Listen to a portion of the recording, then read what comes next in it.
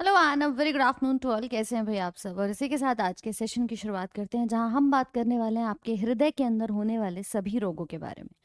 तो एक बार सभी बताएंगे, सभी को ऑडियो और वीडियो यहाँ पर क्लियरली आ रहा है। राम राम, नमस्कार, मकर संक्रांति की बहुत सारी शुभकामनाएं आप सभी को।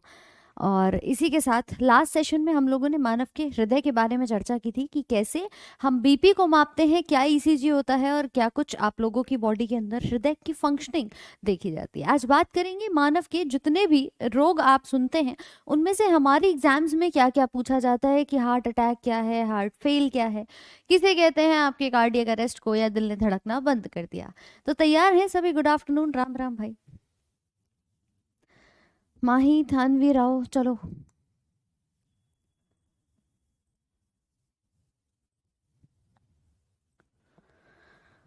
All right.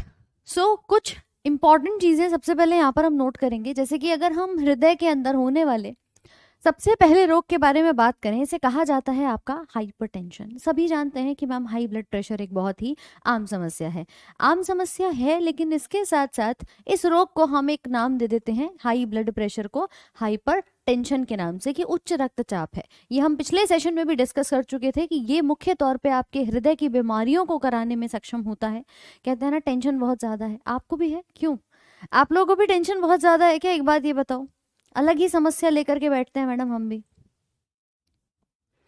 कितने लोग हैं यहाँ पर जो बहुत ज्यादा सोचते हैं, और सोचते भी उस लेवल पर हैं कि ओवर थिंक करना शुरू कर देते हैं। और जब आप ओवर थिंक करते हो ना, वहीं से आपके इस हाई ब्लड प्रेशर की प्रॉब्लम जो है वो शुरू हो जाती है। तो इसीलिए कभी भी ना ज़्यादा स्ट्रेस नहीं लेना चाहिए। चीज़ें हो रही हैं, तुम्हें पता है, सरकारी नौकरी के लिए तैयारी कर रहे हो, प्रयास कर रहे हो, तो निश्चित तौर पर मिलेगी मिलेगी। राइट। चलिए, जो भी न्यू स्टूडेंट हैं एक बार पीछे की क्लासेस जरूर देख लेना। डे 1 इंट्रोडक्शन देखिएगा, जहां आपको बेसिक सारी चीजें बताई हैं कि क्या कैसे आपका प्रोसीजर है, क्या सिलेबस है, कहाँ पीडीएफ मिलेगी। जो भी नए साथी हैं हमारे, और बाकी आप सभी की क्लासेस रेगुलरली जो टाइम पर चलती हैं वो आप लोग अपनी देख सकते हैं। जिनका पीछे का बैकलॉग है वो अपना उसको क्लियर कर लें, लेकिन अभी इस हार्ट के डिसऑर्डर को आप लोग शुरू कर सकते हैं। और इसी के बाद हम बात करेंगे एक नए टॉपिक की, जिसका नाम है कंकाल तंत्र। ठीक है। हाँ भाई, ओवरथिंक वाले भी हैं यहाँ पे। तो याद रखिएगा, स्ट्रेस नहीं लेना है मैडम। जिंदगी में बहुत सारे काम हैं, लेकिन हाँ, स्ट्रेस को नहीं लेना है। नौकरी मिल जाएगी, आराम से मिल जाएगी, मेहनत कर रहे हैं। ठीक है। तो जो भी नए साथी हैं बिल्कुल यहाँ से शुरू कर सकते हैं। अभी हम इस 15-20 मिनट का ही टॉपिक है, उसके बाद कंकाल तंत्र को यहाँ पर शुरू करेंगे। तो हाइपरटेंशन यानी कि उच्च रक्तचाप, मुख्य तौर पे जब भी आप ये कहते हैं कि बीपी बढ़ गया, देखो मैंने पहली क्लास में भी बताया था 120/80 होता है नॉर्मल। अगर इससे ज्यादा बढ़ करके कितना हो गया, मैं कह रही हूँ 180/120 हो गया, मतलब कहानी जो है वो इतनी ज्यादा बढ़ गई है कि सिस्टोल और डायस्टोल दोनों के ही रक्तचाप में एक बढ़ाव देखने को मिल रहा है। इसको हम कहते हैं अंग विफलता का कारण। अंग विफलता। आप सबने एक चीज सुनी होगी कि किसी व्यक्ति को हार्ट अटैक आ गया, हार्ट फेल हो गया, स्ट्रोक आ गया, किडनी फेल हो गई। क्यों हो गई? बीपी बढ़ गया था। ये आम चीजें सुनी होंगी, अगर नहीं सुनी तो ये सभी इस हाई ब्लड प्रेशर के कारण है। कि बीपी थोड़ा बढ़ रहा है चलेगा, ठीक है, थोड़ा बढ़ रहा है चलेगा, लेकिन मैम ज्यादा नहीं बढ़ना चाहिए। राइट। तो 180/120 जो है ये थोड़ा ज्यादा हो जाता है आपका ब्लड प्रेशर, जो कि कारण बन जाता है वाइटल ऑर्गन फेलियर का, यानी कि किडनी फेल हो गई, ब्रेन में स्ट्रोक आ गया, ये सभी चीजें। तो आप लिख सकते हो पहला रोग जिसे उच्च रक्तचाप यहाँ पर कहा जाता है। राजेश भाई, 2 घंटे चलेगी आज की क्लास, आपकी 5 बजे तक चलने वाली है। और कल वही सेम टाइम आपका सुबह 7 बजे लाइव। ठीक है। नोट किया? हाइपरटेंशन यानी कि high blood pressure. Blood pressure हम सब ने ये भी समझा था कि मैम पूरे हमारे रक्त की जितनी भी वाहिकाएं हैं उनकी दीवार पर लगने वाला दबाव, इसी को कहते हैं हाई ब्लड प्रेशर। कम हो जाता है तो आप नींबू पानी पी सकते हो, नमक का पानी पी सकते हो, लेकिन अगर ज़्यादा हो जाएगा ना बीपी, तो दवाइयाँ ही एक रीज़न होती है जिससे आप उसको कंट्रोल कर सकते हो। मतलब दवाइयाँ ही डॉक्टर के अनुसार आपको लेनी चाहिए। तो इसीलिए कहते हैं स्ट्रेस क्यों लेना है ज़िंदगी में, वैसे ही कम तनाव है एक और तनाव लेकर के बैठ जाओ छोटी छोटी चीज़ों का। तो पहला रोग कि क्या कहेंगे लोग, खैर हाइपरटेंशन है। लोगों की मत सोचना, अपने स्वास्थ्य का बेसिकली ध्यान रखो कि कैसे हम खुद को स्वस्थ यहाँ पर रख सकते हैं। सो फर्स्ट डिसऑर्डर आता है हृदय का, जिसको हम हाइपरटेंशन कहते हैं या हाई बीपी कहते हैं। अब मुझे बताओ ये क्या हो रहा है? क्यों भाई, एक बार ये ध्यान से देखो जरा और बताओ कि मैडम ये हो क्या रहा है, ये क्या हो रहा है। तो आप कहोगे मैम एक पाइप जा रही है, पाइप के अंदर ना बीच में कुछ इकट्ठा हो गया है, कुछ जमा हो गया है। अब ये पाइप कौन सी है? ये हमारे बॉडी में जो नसें होती हैं जिनमें धमनी उपस्थित होती है, लाल रंग वाली कौन सी बताई थी? धमनी। अब धमनी के अंदर मान लो तुम्हारा शौक है चटपटा खाने का कि मैम आज तो बहुत ज़्यादा स्पाइसी खाना खाऊंगा या ऑयली खाना खाऊंगा, डीप फ्राई चीज़ें मुझे बहुत ज़्यादा पसंद है, कुछ ऑयली बर्गर खा लिया, पिज्ज़ा खा लिया, चीज़ खा ली, तला हुआ कुछ भोजन खा लिया, बहुत ज़्यादा मीठा खा लिया। जब भी आपकी बॉडी में ऑयल की मात्रा बढ़ती है तब आपका वो ऑयल कहीं तो जाएगा ना, बॉडी में कहीं तो जाकर चिपकेगा। तुमने कभी घी के, रिफाइंड के, डालडा के, इन सब के डब्बे घर में अगर रखे हुए देखे हो कि मम्मी अगर किसी तेल का डब्बा साफ कर रही है, डालडा है, देसी घी है, उन्हें गर्म पानी से साफ किया जाता है। क्यों? क्योंकि भैया वो नॉर्मल पानी से तो हटते ही नहीं है। अब मान लो वो चीज डब्बे पर, बॉडी, ये आपके किचन में रखे हुए किसी बर्तन पर अगर लग रही है, वीडियो सबको क्लियरली आ रहा है? ठीक है, अगर मान लो घर में किसी डब्बे पर लगी है और वहां से हटाने के लिए तुम्हें क्या लग रहा है? गर्म पानी की आवश्यकता लग रही है। और बॉडी में तुम क्या करते हो? तुमने वही चीज बॉडी में खाई, तुमने बढ़िया वाले पकोड़े खा लिए, तले हुए एकदम डीप फ्राई, समोसे खा लिए।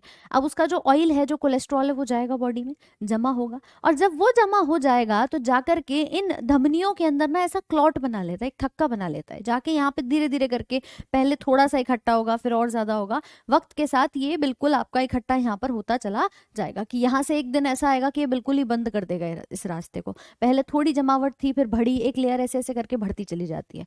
इसीलिए कहते हैं ये चीज कभी भी एकदम से नहीं होती। ठीक है,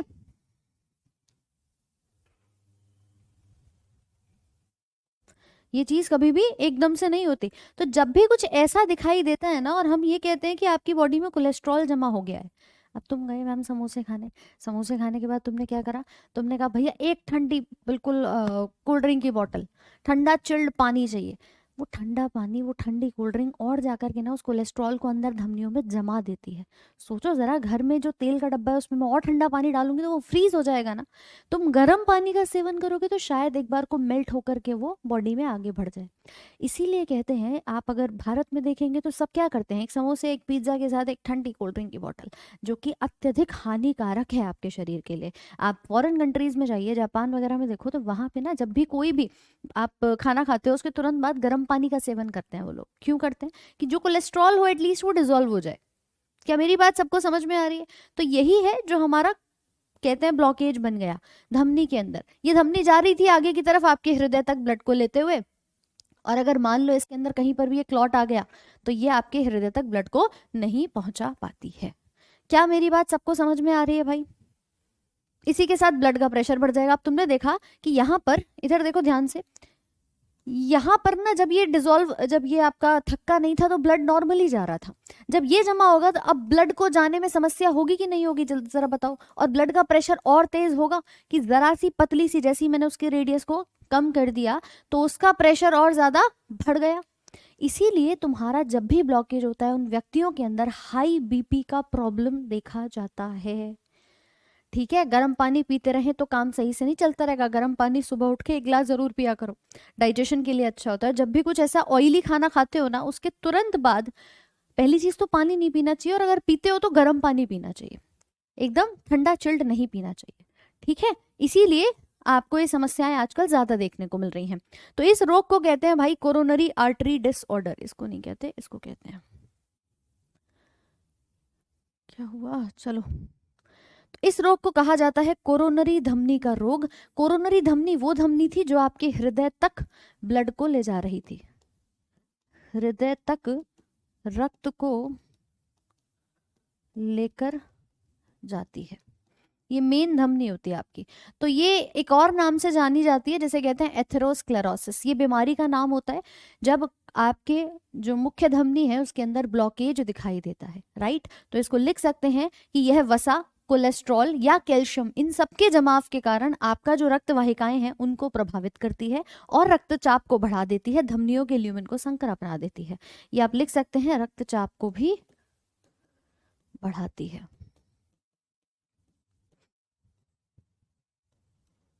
क्लियर? इट इंक्रीजेस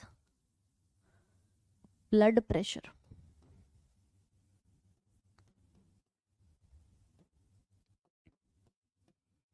तो ये दूसरा रोग है जिसे हम कैड के नाम से जानते हैं। देखो, CAD, CAD, इसको कई जगह ना कैड लिखा मिल जाता है आपको, कहीं हार्ट वार्ट के हॉस्पिटल में कहीं देखा होगा, तो कोरोनरी आर्टरी डिजीज इसको हम यहाँ पर कहते हैं। नोट करेंगे इसे फटाफट से। किसी के मन में कोई डाउट, कोई प्रॉब्लम? आज सभी मकर संक्रांति मना रहे हैं?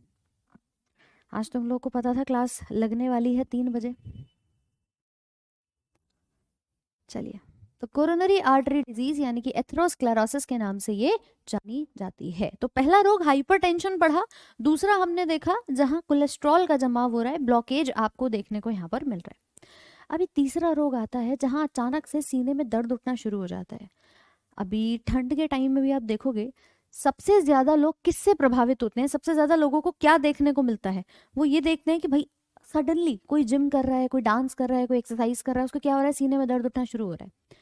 ऐसा क्या हुआ और अचानक से व्यक्ति की डेथ हो जाती है? तो ऐसा क्या है उसके पीछे का रीजन कि एक्यूट चेस्ट पेन यानी कि अचानक से सीने में उठा हुआ दर्द आपको नजर आ रहा है, और व्यक्ति स्वस्थ है, एक कम उम्र का युवा 10-12 साल का, 15-16 साल का, जिम कर रहा है, कोई डांस कर रहा है, हेल्दी पर्सन को भी अचानक से ये पेन उठना शुरू होता है। दरअसल इसको हम नाम देते हैं आपका सडन एक्यूट चेस्ट पेन, मतलब एंजाइना पेक्टोरिस इस बीमारी को नाम दिया जाता है, और इसको एक्यूट चेस्ट पेन, अचानक से सीने में उठने वाला दर्द यहाँ पे कहा जाता है। अब हर किसी चीज का कोई ना कोई देखो वजह तो रही होती है, बिना वजह के तो कुछ भी नहीं होता। तो इस रोग को हम ये देखते हैं कि आपके हार्ट तक ना ऑक्सीजन नहीं पहुंच पा रही है, तुम कुछ ऐसा काम कर रहे हो जिससे हमारी बॉडी की ऑक्सीजन हमारे हृदय तक नहीं पहुंच पा रही है, जिस वजह से आपको सीने में दर्द उठना शुरू होता है और इंसान की सडन डेथ हो जाती है। ठीक है, हृदय की मांसपेशियों को काम करने के लिए रुधिर भी चाहिए, ऑक्सीजन भी चाहिए, मान लो ऑक्सीजन नहीं आई, तब आपको ये एक्यूट चेस्ट पेन नजर आता है। तो तीसरा रोग कहलाता है हृदय की मांसपेशियों को ऑक्सीजन की कम आपूर्ति, जहां पर ऑक्सीजन हमें क्या हो रही है, कम उपस्थित हो रही है, कम मिल रही है, आपूर्ति क्या हो रही है इसकी, कम हो रही है। तो इस रोग को याद रखेंगे एंजाइना पेक्टोरिस। नोट करेंगे भाई इसे। आज से समोसे खाना बंद, खाइए लेकिन लिमिट में खाइए, है ना। जो लोग बहुत ज़्यादा कि सुबह शाम बाहर का भी मैं ये नहीं कहूँगी ऑयली खाना खा रहे हो, आप डाइट में अपना ऑयली खाने का सेवन, जंक फूड का सेवन कम कर दो। बहुत ज़्यादा डीप फ्राई फूड मत खाओ, बहुत ज़्यादा शुगर इनटेक मत करो। जो चीनी बहुत ज़्यादा खाते हैं, मीठा बहुत ज़्यादा खाते हैं, उनका मोटापा भी बढ़ता है, डायबिटीज़ भी बढ़ती है। तो ये चीज़ें थोड़ी सी कंट्रोल में आपने रखनी है, राइट। तीसरा रोग है एंजाइना पेक्टोरिस का, यानी कि आपकी हृदय की मांसपेशियों को कम आपूर्ति हो रही है, मतलब ऑक्सीजन कम मिल रही है। अब इसके बाद एक बहुत बड़ा सवाल आता है कि मैम एक रोग हमने सुना है हार्ट अटैक आ गया, एक सुना है हार्ट फेल हो गया, कितने लोगों ने सुना है और सबको ये लगता है कि ये सेम है? क्यों भाई? रिकॉर्डिंग मिलेगी क्लास की आपको इसी एप्लीकेशन पर, नितेश भाई मिल जाएगी, ठीक है। हाँ भाई, किस किस को ये लगता है कि हार्ट अटैक और हार्ट फेल सेम है, हाँ कि ना? तो ये हमारा तीसरा रोग था। अगला कॉन्सेप्ट हम यही जानेंगे कि क्या ये सेम है या अलग अलग है। क्यों भाई? हार्ट फेल जैसे हम कहते हैं ना, what is heart failure, actually क्या होता है आपका, जैसे हम कहते हैं कि हार्ट फेल हो गया। अब तो मुझे एक छोटा सा क्वेश्चन बताओ, जिनको लगता है कि ये सेम है, एक छोटा सा सवाल बताओ कि आपका काम क्या है? पढ़ाई करना। भाई आप तैयारी कर रहे हो इस टाइम पर, आपका मेन उद्देश्य क्या है? सफल होना, एक सरकारी नौकरी पाना, और उसके लिए तुम्हारा मेन प्रायोरिटी क्या है? पढ़ाई करना। मान लो तुम पढ़ते नहीं हो, मान लो तुम पढ़ाई ही नहीं कर रहे हो, तुम ध्यान ही नहीं दे रहे हो पढ़ने पे, तो क्या होगा? तब क्या होगा? आप फेल हो जाओगे। बोलो हाँ कि ना? सारा, अविनाश, अनुराग, जल्दी जल्दी से बताओ, रोशन, आप फेल हो जाओगे अगर पढ़ाई नहीं करोगे। मैम इस हृदय का काम क्या है? समझो जरा बात को, हृदय का काम क्या है? हृदय का काम मैंने बताया था, एक मोटर की तरह काम करता है ये दिल, और ये दिल ही आपके ब्लड को पूरी बॉडी में सप्लाई कर रहा है।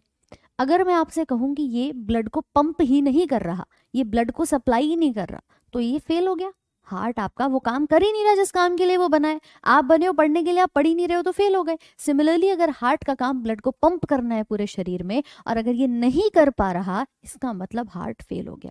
तो पहला कॉन्सेप्ट यहाँ पर याद रखना कि हार्ट फेल का मतलब क्या होता है। जब हम ये कहते हैं कि हमारा हृदय हमारे रक्त की आपूर्ति को पूरा ही नहीं कर पा रहा है, heart does not pump enough blood, ये पंप ही नहीं कर पा रहा, शरीर की आवश्यकता को पूरा करने के लिए पर्याप्त रक्त पंप नहीं कर पाता, इसे कहते कहते हैं हार्ट फेलियर। कभी कभी होता क्या है कि हमने एक पूरा ब्लड फ्लो पढ़ा था ना कि हमारे लंग्स से हार्ट में और हार्ट से पूरी बॉडी में ब्लड जाता है। मैं ये कहूँ कि लंग्स में ही कहीं जमावट हो रही है। कोरोना काल में हमने देखा कि फेफड़ों में म्यूकस इकट्ठा हो गया। म्यूकस इकट्ठा हो गया तो ऑक्सीजन नहीं पहुंच पाई आपके, और ऑक्सीजन नहीं पहुंच पाई तो वो आपके हार्ट तक नहीं पहुंचेगी, और अल्टीमेटली लंग्स में जमावट की वजह से भी कभी कभी आपका हार्ट जो है वहां तक ब्लड या ऑक्सीजन नहीं पहुंच पाती। तो इसको हम कभी कभी नाम क्या दे देते हैं, congestive heart failure. Congestive heart failure मतलब फेफड़ों में जमाव हो गया था, जिसकी वजह से हमने उसको कंजेशन का नाम दे दिया। कहते हैं ना कोई कंजेशन हो गया है, मतलब बहुत ज्यादा कहीं जमावट हो गई है। तो कंजेशन आपके कहीं पर भी हो सकता है, लंग्स में हो रहा है तो इसको हम कंजेस्टिव हार्ट फेलियर का नाम दे देते हैं। तो ये चौथा रोग है जिसको हार्ट फेल कहा जाता है। समझ पा रहे हो बात को? नोट कर लो एक बार जल्दी से। हाँ भाई, इसीलिए पढ़ाई किया करो तो तुम पास हो जाओगे, यार अगर नहीं पढ़ोगे तो हार्ट की तरह क्या होगी कहानी की, मैम सब खराब हो गई। हार्ट का काम पंप करना, ये पंप नहीं कर पाया। नोट करेंगे इसको जल्दी से। शशांक, रोहित, विनीत, सारा, बिट्टू। हार्ट फेलियर इसको कहा जाता है।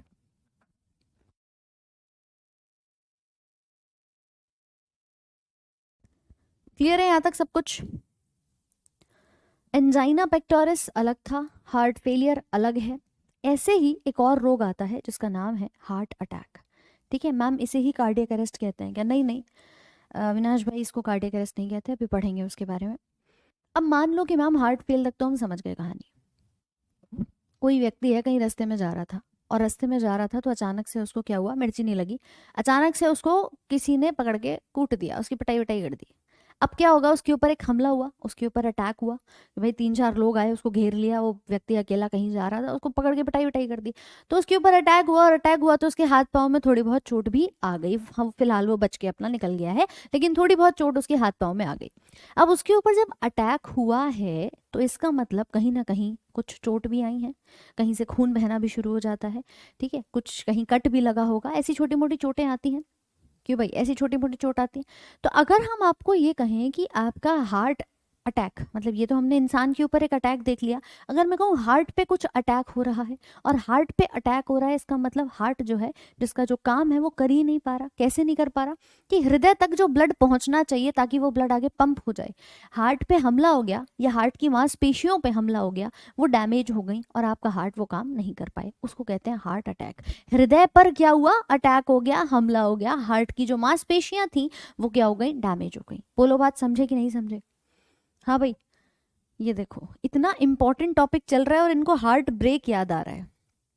क्या होगा भगवान है? अरे भैया, हार्ट ब्रेक नहीं होता, मांसपेशी से बना हुआ अंग है, ये मस्कुलर स्ट्रक्चर है, ये ब्रेक तो वैसे ही नहीं हो सकता।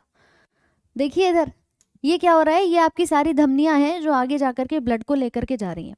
इस पे हमने क्या करा, कहीं देखा किसी कारणवश इस पे अटैक हो गया, बीपी बढ़ गया अचानक से, या कुछ भी कारण हुआ जिसकी वजह से, तनाव की वजह से ये बीच में से क्या हो गई है, रप्चर हो गई है, टूट गई है, और ये ब्लड कहाँ, नीचे की तरफ आपका पूरा बह गया। तो अल्टीमेटली ये जो लेकर के जा रही थी वहां तक तो नहीं पहुंच पाया।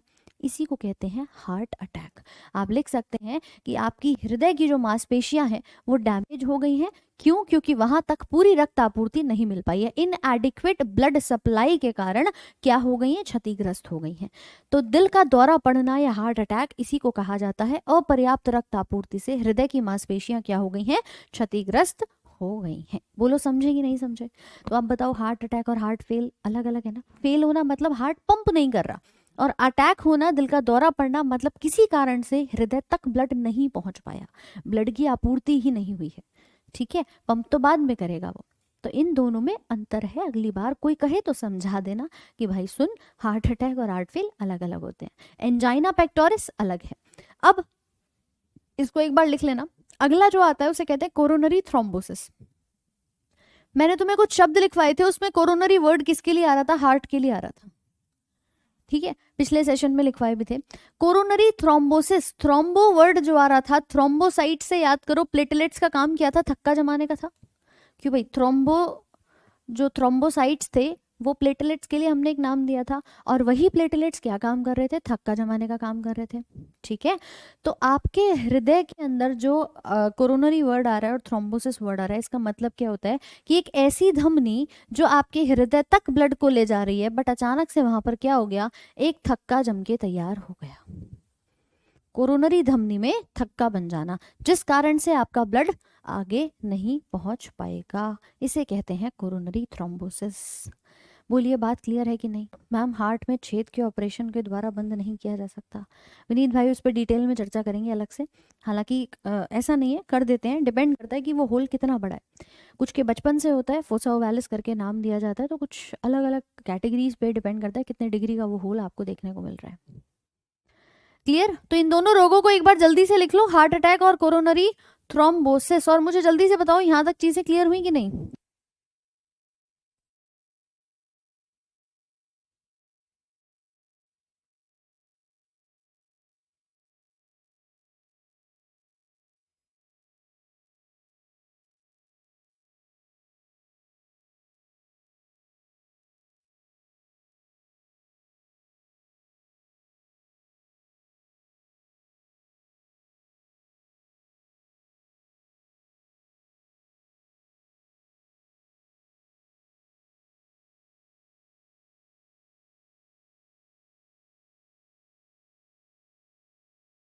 क्लियर सबको? चलो कोई बात नहीं, पतंग उठा लेना भैया बाद में। तो यहाँ तक की चीजें हमने पढ़ी जिसको कहा जाता है कोरोनरी थ्रोम्बोसिस। तो ये हो गई अलग कहानी। अब जो कह रहे थे मैम कार्डियक अरेस्ट क्या होता है, देखो आपका दिल धड़कता है ऐसे नोड के द्वारा, हमने पढ़ा था ना कि ऐसे नोड जो होता है वो आपका कहलाता है पेसमेकर, और पेसमेकर से धड़कन बनती है। मान लो वो पेसमेकर ठीक से काम ना करे, ऐसे नोड ने ठीक से काम नहीं किया, तो दिल क्या होगा, धड़कना बंद कर देगा, उसको कहते हैं कार्डियक अरेस्ट। ठीक है मैम? क्लॉटिंग कैसे हो जाती है आर्टरी में? क्लॉटिंग वही कोलेस्ट्रॉल से, कैल्शियम से, वसा से, उसको अलग अलग नाम हम दे देते हैं। उसको कैड का भी नाम देते हैं, जो हमने पीछे कोरोनरी आर्टरी का डिजीज यहाँ पर देखा, उसे कोरोनरी थ्रोम्बोसिस भी कहा जाता है, एथेरोस्क्लेरोसिस भी कहा जाता है। तो ज़्यादा अंतर नहीं है, बीमारियां लगभग आपकी समान है। कार्डियक अरेस्ट की अगर हम बात कर रहे हैं तो दिल धड़कना बंद कर दिया, और बीट यानी कि जो हार्ट बीट आपकी बनती है वो कहाँ से बनती है? एस ए नोड से, जिसकी फुल फॉर्म थी साइनो एट्रियल नोड। ठीक है, तो हार्ट बीट हमारी जो बनती है एस ए नोड से, और अगर यही काम नहीं कर रहा तब आपका दिल धड़कना बंद कर देता है। धड़कन जो हमारी बनती है उसे हम कहते हैं लब और डब।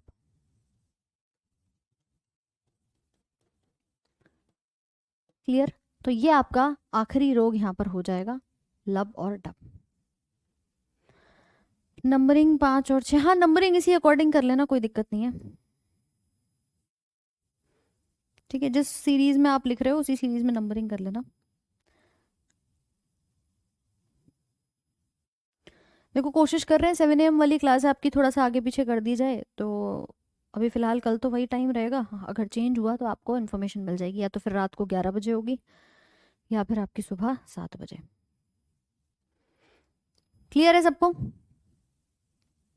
तो ये हमारे मानव के हृदय के अलग अलग रोग यहाँ पर होते हैं, इसीलिए कहा जाता है सबसे ज़रूरी काम क्या है कि आप फिजिकल एक्सरसाइज करो डेली थोड़ी बहुत। आप सभी इस टाइम पर तैयारी कर रहे हो, पूरे दिन लगातार आपका एक शेड्यूल बना हुआ है, सुबह से आप पढ़ना शुरू करते हो, रात तक आप एक चेयर पे बैठे रहते हो, ज़्यादा फिजिकल वर्कआउट नहीं हो पाता है।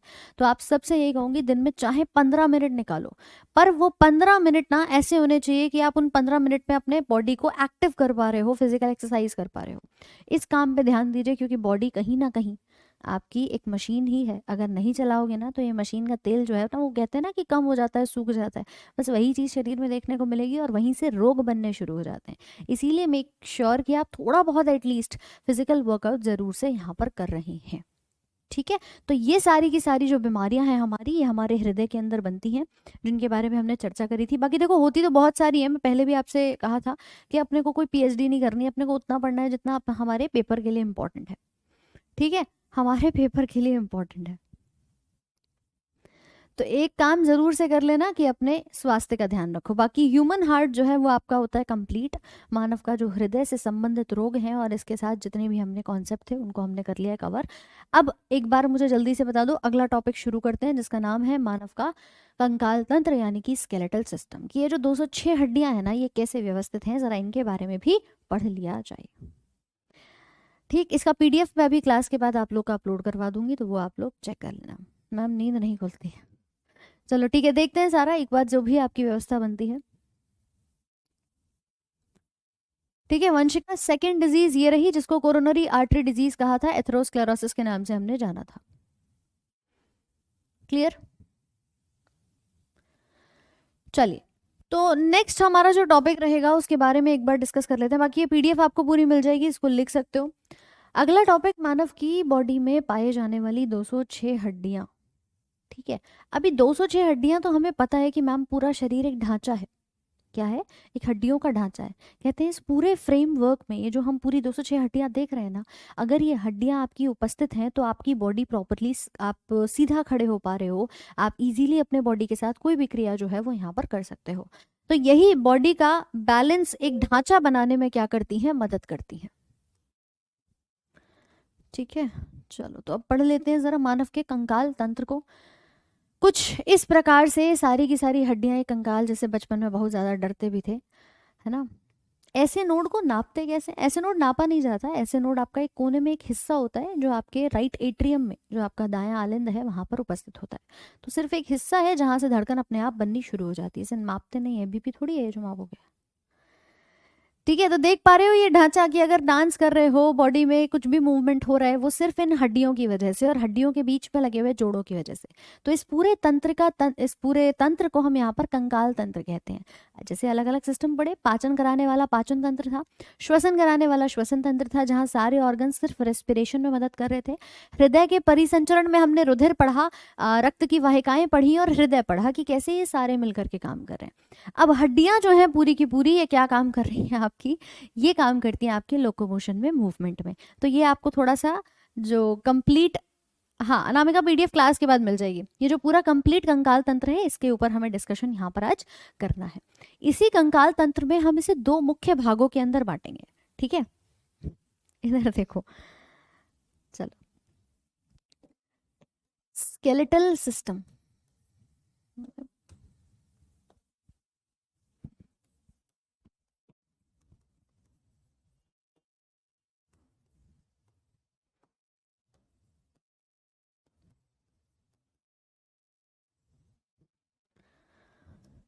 जैसा कि हमने अभी डिस्कस किया कि it provides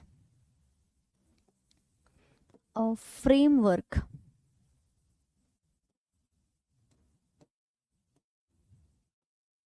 to the body. यह शरीर का, जिसको हिंदी भाषा में हम ढांचा टाइप कहते हैं, ये उसको बना रहा है।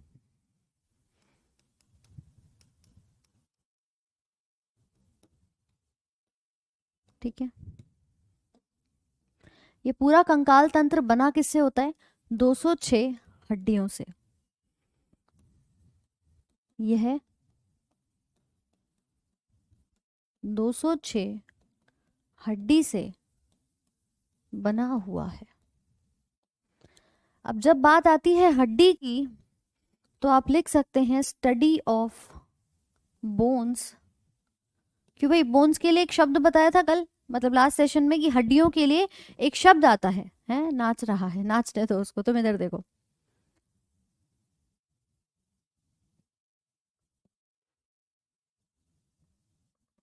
नहीं नहीं कोई दिक्कत नहीं है, आप ऑफलाइन ऑनलाइन जैसे पढ़ें, कोई परेशानी वाली बात नहीं है। कोई डाउट रहता है तो आप आकर के क्लास में पूछ सकते हो। ठीक है शालू, आप ऑफलाइन पढ़ें कोई दिक्कत नहीं है, आप ऑनलाइन पढ़िए कोई परेशानी नहीं है। आपको चीज़ें क्लियर हो, जब डाउट हो तो आकर के लाइव क्लास आपकी चलती है, उसमें आप पूछ सकते हो। स्टडी ऑफ बोन्स के लिए एक वर्ड बताया था जिसका नाम था ऑस्टियो। तो ऑस्टियोलॉजी कहा जाता है हड्डियों के अध्ययन को। ऑस्टियो वर्ड हड्डी के लिए आया, लॉजी मतलब अध्ययन की बात कर रहे हैं। तो आप यहाँ पर लिख सकते हो हड्डी का अध्ययन क्या कहलाता है आपका? ऑस्टियोलॉजी, या इसको हम हड्डी विज्ञान भी कहते हैं। ठीक है, जिस भी नाम से आपसे पूछा जाता है। टोटल कितनी हड्डियां हैं? 206 हड्डियां हैं। ये किसकी बात कर रहे हैं हम? एडल्ट के अंदर। ये 206 हड्डियां किस में होती हैं? एक वयस्क मनुष्य के अंदर। अगर यही चीज हम बात करें कि आपके छोटे बच्चे में, देखो जब बच्चा पैदा होता है ना, तो उस टाइम पर उसकी हड्डियां होती हैं 300 से ज्यादा। राइट, तो आप लिख सकते हो बोन फाउंड इन न्यूबॉर्न, एक नवजात शिशु के अंदर 300 प्लस पाई जाती है।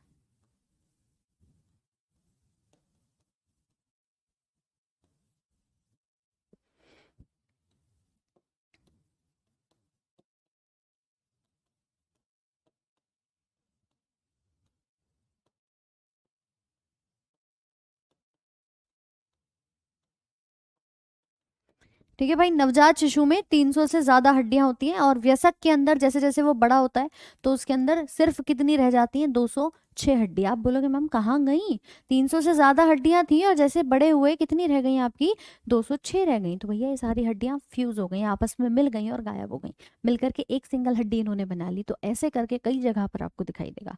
और आज के इस क्लास में हम पूरी 206 हड्डियां याद करेंगे, तो तैयार हो जाओ एक बार जल्दी से, क्लास के अंदर ही इसका पूरा का पूरा रिविजन जो है वो हम करेंगे। ठीक है, इसको नोट कर लिया सबने, इसको लिख लिया सभी ने, बताएं एक बार।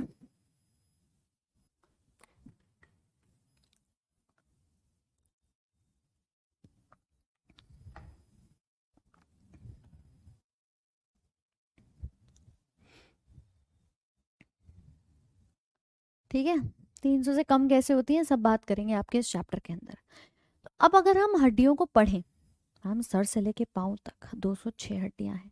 हमने क्या किया, मान के चलो कि मेरे पास ना एक कंकाल है एक, अगर मैं इस कंकाल को ऊपर से खूंटी से पकड़ के ऐसे सीधा टांग दूं, तो इस सेंट्रल एक्सिस, ये क्या है, बीच की केंद्रीय अक्ष है, इस अक्ष से जुड़ी हुई जो भी इसके चारों तरफ हड्डी उपस्थित होगी, जो सिर्फ इससे टच हो रही होगी, इस सेंट्रल एक्सिस से टच हो रही होगी, उसको हम नाम देते हैं अक्षीय कंकाल के अंदर। मतलब एक अक्ष के चारों तरफ दिख रहा है, एक एक्सिस के चारों तरफ, तो उसको हम बोलते हैं एक्सियल स्केलेटन। और इसके अलावा जो रह जाएगा वो सब बाकी के आपके हाथ पांव अपेंडेजेस में आते हैं। ठीक है, तो हम क्या करेंगे, सबसे पहले इस स्केलेटल सिस्टम को दो भागों में बांटेंगे। कंकाल तंत्र को हमने दो भागों में बांटा। पहला सिस्टम बनता है हमारा एक्सियल स्केलेटन, यानी कि हिंदी में इसको कहते हैं अक्षीय कंकाल। ऐसे ही दूसरा भाग बन जाता है, जो रह गया उसको मैं कहूंगी अपेंडिक्यूलर स्केलेटन।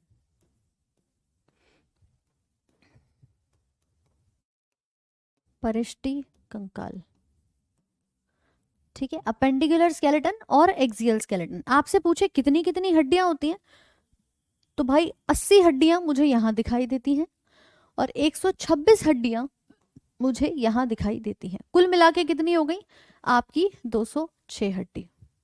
ठीक है, मतलब हम जिस बेसिस पे बात कर रहे हैं, हमने बोला कि ये पूरा का पूरा आपका स्कल था, और इस स्कल से जुड़ा हुआ ये आपको मानव जो है वो पूरा का पूरा दिखाई दे रहा है। ठीक है, आपने कहा मैम इसके हाथ भी निकले होंगे, इसके पूरे पाँव भी दिखाई दे रहे हैं, लेकिन अगर मैं इसको बिल्कुल इस सेंट्रल एक्सिस यहाँ से जोड़ दूं, तो जो भी हड्डी इसके साथ जुड़ी हुई होगी उसको हम नाम देते हैं एक्सियल स्केलेटन। मतलब बिल्कुल बीचों बीच से जो जुड़ी होगी। इसके अलावा ये दो हाथ, दो पाँव, इसके पीछे कंधे और कूल्हे, वो सब आते हैं आपके अपेंडिकुलर स्केलेटन के अंदर। ठीक है, ऑर्थोलॉजी जो हम बात करते हैं, ऑर्थो बात कर सकते हो या आर्थ्रो बात कर सकते हो, तो वो आपके जोड़ों के अध्ययन को कहा जाता है। ऑस्टियोलॉजी हड्डियों का अध्ययन होता है। ठीक है भाई, तो ये आपकी दूसरी स्लाइड है फिलहाल। इसको हम नाम यहाँ पर किस तरीके से देखते हैं, ये देख लो। ये जो आपको दो ढांचे दिखाई दे रहे हैं, इधर आप देख पा रहे हो, ये बिल्कुल बीचों बीच से इसका पूरी खोपड़ी जुड़ी हुई है, पीछे रीढ़ की हड्डी है, पसलियां हैं, और आपके छाती की एक आगे की हड्डी दिख रही है। इसके अलावा ये हाथ, कंधे, कूल्हे, ये सब किस में आते हैं, आपके अपेंडिकुलर स्केलेटन के अंदर। मुझे जल्दी से बताओ ये समझ में आ रहा है कि नहीं। बेटा दोनों सेम होते हैं, स्केलेटल और स्केलेटन। क्यों भाई, ये समझ में आ रहा है, दोनों के ढांचे अलग अलग दिख रहे हैं कि हड्डियों वाला बीच का अक्ष कौन सा है, कितना हिस्सा हमें बीचों बीच में दिख रहा है और कितना साइड में दिखाई दे रहा है।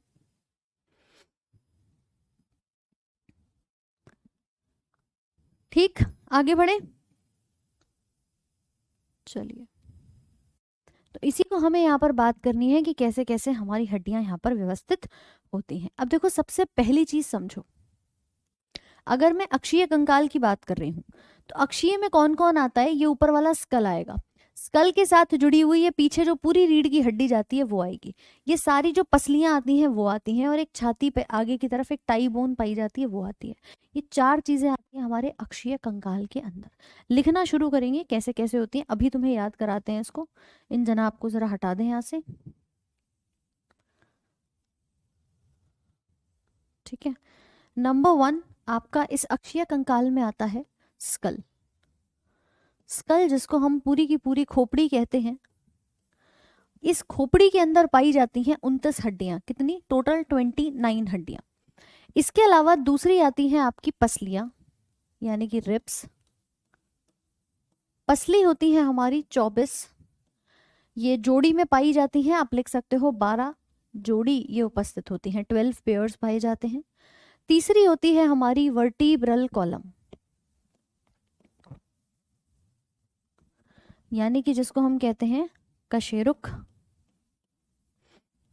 ये हमारी 26 हड्डियां लेकर बैठी है। और आखिर में एक स्टर्नम नाम की हड्डी आती है जिसको कहा जाता है उरोस्थी। ये एक अकेली हड्डी होती है। जरा गिनना, कुल मिला के 80 हुई कि नहीं हुई? हाँ भाई, गिन लो एक बार, कुल मिला के 80 हो गई कि नहीं मैम? सर के ऊपर तक ही। अरे सर पूरा आता है ना, ये पूरा कपाल पूरा का पूरा आप देखोगे, इसमें चेहरे की भी आएंगी, कान की भी आएगी, नाक की भी आएगी, सारी हड्डियां आती हैं इसके अंदर, कपाल की भी आती हैं। तो ये मिल गई टोटल 29, 24, 26 और एक, कुल मिला के कितनी हो गई यहाँ पर? 80 हड्डी हो गई। ठीक है, अब एक एक को डिटेल में पढ़ लेते हैं। अच्छा, जब यहाँ बात करते हैं अपेंडिकुलर की, तो इसको ना मैं दो भागों में बांट देती हूँ। जैसे मैंने कहा कि दो आपके कंधे हैं, दो कूल्हे हैं, और दो हमारे हाथ और पाँव नजर आते हैं। तो हमने इसको विभाजित कैसे किया? हमने इसको देखा कि कुछ हिस्सा हमने बनाया लिम्ब का। ठीक है, लिम्ब में दो चीजें आती हैं। एक आता है आपका फोर लिम्ब, जिन्हें हम कहते हैं हमारे हाथ। अब हाथ जो होते हैं ना, ये टोटल 60 हड्डियों को मिला करके बने होते हैं। और अगर हम पैर की बात करें तो हाइंड लिम्ब आते हैं। हाइंड लिम्ब हमारे पैर, ये भी 60 हड्डियों को लेकर के बैठे होते हैं। तो कुल मिला के लिम्ब में हो जाती है 120 हड्डी, यानी कि ये जो 126 हम देख रहे हैं ना, इसमें से 120 हड्डी हमारी लिम्ब की हो जाएंगी। इसी प्रकार से कुछ आते हैं गर्डल। अब गर्डल क्या होते हैं? गर्डल में फिर से दो चीजें आती हैं, एक आता है आपका कंधा और एक आता है कूल्हा। ये होता है पेक्टोरल गर्डल, जिसको हम कहते हैं हमारे कंधे के लिए, शोल्डर के लिए। यहाँ पर दो हड्डियां पाई जाती हैं। और ये होता है हमारा पेल्विक गर्डल। पेल्विक गर्डल का मतलब होता है कूल्हा। कूल्हे में हमारी, अच्छा यहाँ 4 कर लो और यहाँ 2 कर लो, ठीक है। ये 4 हड्डी हो गई और ये 2 हो गई, तो कुल मिला के 6 हड्डी हमारे पास किसकी हो गई? ये दिखाई दे जाएंगी। तो अब आप देख सकते हो कि यहाँ पर आपकी कितनी है? 80 हड्डियां हैं। और यहाँ कितनी है? 126 है। इन 126 की संख्या में 120 और 6, कुल मिला के कितनी हो गई? 126 हड्डी हो गई। स्कल 29 क्या है रौनक? अभी इसके ऊपर डिस्कशन करेंगे। स्कल 29 मतलब ये सारी नंबर ऑफ बोन्स हैं जिनकी हम बात कर रहे हैं। ये सब नंबर ऑफ बोन्स हैं जो यहाँ पर उपस्थित हैं। नंबर ऑफ बोन्स कि स्कल के अंदर 29 हड्डी हैं, पसली में 24 है, वर्टिब्रल कॉलम में 26 है, और स्टर्नम में अकेली एक हड्डी आपको दिख रही है। ऐसे ही फोरलिम्ब में 60 हड्डी, हाथों में हमारे 60 हड्डी होती हैं, पैरों में भी हमारे 60 होती हैं, कंधे में 4 हड्डियां होती हैं, कूल्हे में 2 हड्डियां होती हैं। तो कुल मिला के एक बात बताओ, इस पूरे पेज पे तुम्हारी 206 हड्डी आ गई कि नहीं आ गई? हाँ भाई, आई कि नहीं आई? इस चार्ट को बना लो, वेरी वेरी इंपॉर्टेंट है। इसको समझते हैं अगले स्लाइड पर कि कैसे आपका ये देखा जाता है। जल्दी से इसको एक बार बना लो, स्क्रीनशॉट ले लो, बना लो, ठीक है। मैम, जो बायो लैब में स्केलेटल होता है वो असली होता है। कुछ असली होते हैं, कुछ नकली भी होते हैं, ठीक है। क्लास आपकी 3 बजे से चल रही है और अभी चलेगी आपकी क्लास 5 बजे तक।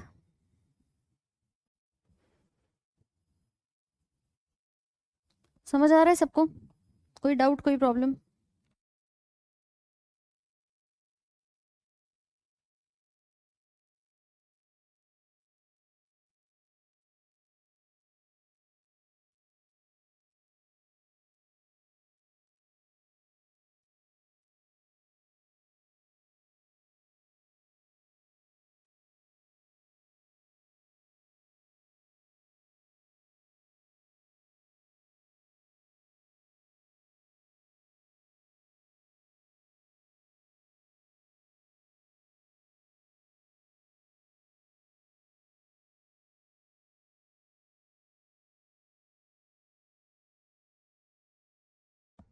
चलिए, कूल्हा क्या होता है, मतलब हिप बोन जिसे हम कहते हैं,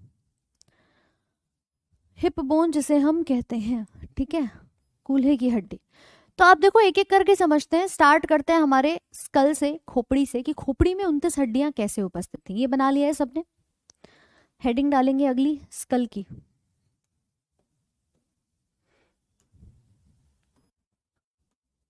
स्कल में मैंने बोला कि कुल मिला के 29 हड्डी हैं। अब इसके अंदर सबसे पहले आता है हमारा क्रेनियम। क्रेनियम मतलब होता है कपाल। कपाल में 8 हड्डी पाई जाती हैं। फिर हमारा चेहरा आता है, फेस की बोन्स आती हैं, यानी कि चेहरे की हड्डी। चेहरे की हड्डियां कुल मिला के 14 होती हैं। फिर हमारा कान आता है, ठीक है, ईयर यानी कि कान। कान में 6 हड्डी होती हैं, और एक और हड्डी होती है जिसे हायोइड का नाम देते हैं, ठीक है, ये आपकी होती है हंसली। इसको आप लिख सकते हो यहाँ पर।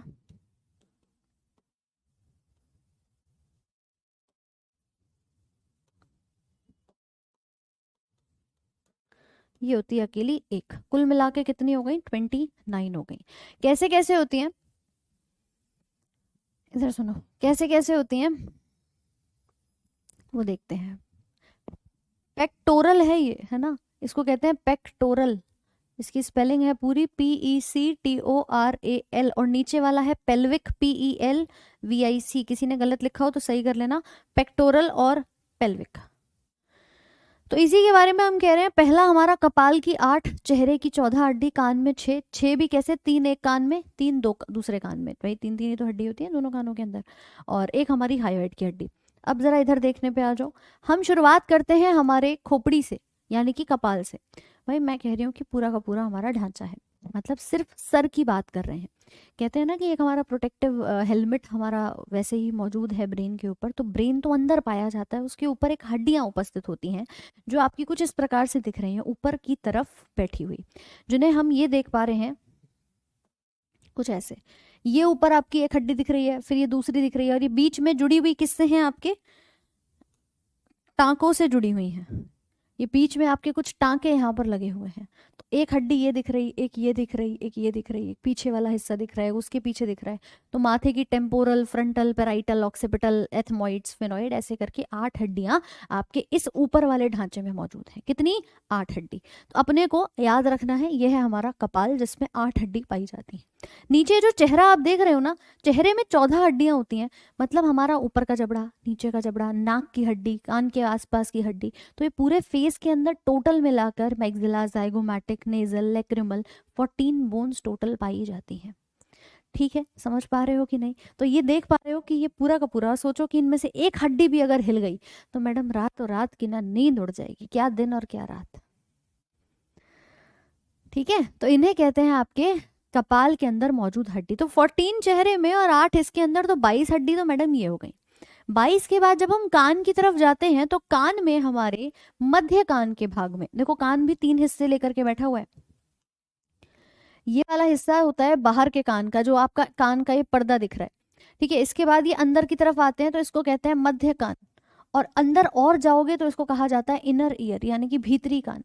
तो हमारा ये जो मध्य वाला हिस्सा होता है ना कान का, इस मध्य वाले हिस्से में 3 हड्डियां पाई जाती हैं, मेलियस, इनकस और स्टेपिस के नाम से। ये आप देख पा रहे हो, एक हड्डी ये है कुछ इस शेप में, फिर दूसरी वाली ये दिख रही है, और तीसरी ये स्टेपिस दिखाई दे रही है। लगभग आपके शरीर की सबसे छोटी हड्डी स्टेपिस कहलाती है, जो कान में मौजूद होती है। तो 3 हड्डी देख पा रहे हो, नंबर 1, 2 और 3 एक कान में होंगी, तीसरी मतलब 3 ऐसी ही दूसरे कान में पाई जाती हैं। तो आपके कान में हो गई 6 हड्डी। और इसके बाद आती है एक और, जिसको हम हायोइड बोन कहते हैं। घोड़े की नाल जैसी दिखाई देती है, जो बिल्कुल यहाँ बेस पर उपस्थित होती है। ये जो आप देख पा रहे हो, ये वाला हिस्सा कुछ इस प्रकार से, जिस पर हमारा पूरा जो फेस है ये टिका हुआ एक तरीके से प्रतीत होता है। देखो जरा, दिख रहा है सबको? हाँ भाई, दिखाई दे रहा है सबको? ठीक है, तो इसी को कहते हैं एक अकेली हायोइड की बोन। ठीक है, एक सिंगल हायोइड की बोन। ये सारी फोटोज आपको मिल जाएंगी उसके अंदर पीडीएफ में, तो आप वहां से भी देख सकते हो बाद में। तो क्रेनियम में 8 हड्डी है, फेस में 14 है, यहाँ पर आपकी 3 है। इन 3 का नाम लिख लेना। पहली होती है मेलियस, दूसरी है इनकस, और तीसरी है स्टेपिस। ये जो आपकी हड्डी होती है ना स्टेपिस, ये smallest bone of the body कही जाती है। शरीर की सबसे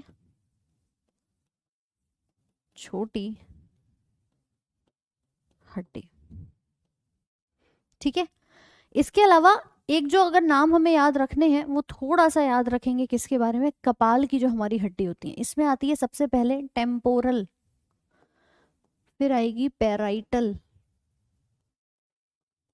ऑक्सीपिटल, फ्रंटल, एथमोइड और स्फीनोइड। आप बोलोगे मैम आपने नाम तो 6 लिखे हैं, क्यों भाई? बच्चों की कैसे चली जाती हैं, थम जाओ यार जरा, थम जाओ, समझ लो पहले, सबको समझ में आ जाएगा। बट आपने नाम तो यहाँ पे 6 लिखे हैं, temporal, parietal, occipital, frontal, ethmoid, sphenoid, तो आपने यहाँ 8 क्यों लिखा है भैया? 8 इसलिए लिखा है क्योंकि अगर हम इनकी काउंटिंग करें तो ये टी और पी वाली ये 2-2 होती हैं संख्या में, बाकी सारी 1-1 दिखाई देती है। ठीक है, तो कुल मिला के कितनी हो गई? 8 हड्डी हो गई। तो याद कैसे रखोगे? ये पीटी मास्टर दुगना था, पीटी मास्टर थोड़े हैवी से नहीं होते पीटी वाले टीचर्स, तो पी और टी, देखो इधर पी और टी वाला जो था वो थोड़ा सा डबल था, मतलब 2-2 दिखाई दे रही थी, बाकी सारी क्या है? 1-1 नजर आ रही है। फ्रंटल, पैराइटल, फ्रंटल आगे की तरफ हो गई, ऑक्सीपिटल पीछे हो गई, एथमोइड ये गालों की हड्डी, चीक बोन्स, इन सभी को हम यहाँ पर नाम दे रहे हैं। ये सारी हड्डियां जो है मेलियस, इनकस, स्टेपिस, ये सब आपके कान में मौजूद होती हैं। ठीक है, हड्डी का नाम है ये केवल मेलियस, इनकस और स्टेपिस। और ऐसे ही आपकी क्रेनियम के अंदर, मतलब कपाल के अंदर, ये जो पूरा सिर्फ एक हड्डी का ढांचा है उसके अंदर 8 हड्डी पाई जाती है। अब आपको इनके नाम याद नहीं करने, लेकिन एक बार गो थ्रू जरूर कर लेना। गलती से एक नाम पूछ ले कि ऑक्सीपिटल कहाँ का हिस्सा है, तो आपको पता होना चाहिए, सिर्फ इसलिए आपने क्या करना है यहाँ पर लिख लेना है, टेम्पोरल, फ्रंटल, पेराइटल, ऑक्सीपिटल और आपका एथमोइड और स्फेनोइड। बोलो बात क्लियर है कि नहीं?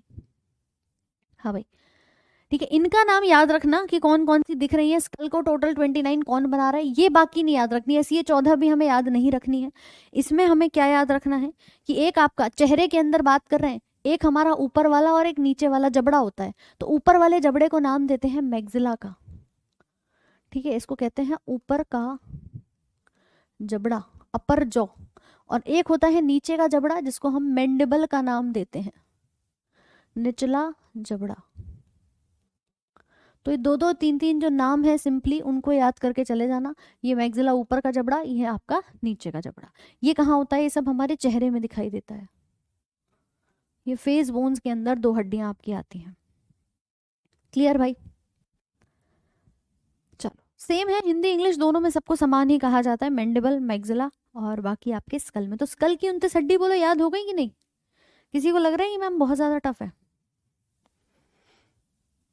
जितेंद्र, आपको ना ऑफलाइन वीडियो मिल जाएगा, मतलब आप जब क्लास हो जाएगी उसके बाद रिकॉर्डिंग सेक्शन में आप देख सकते हो, तो आप वहां से अपनी वीडियो को दोबारा से देख लेना अगर डाउनलोड नहीं हो रहा है तो।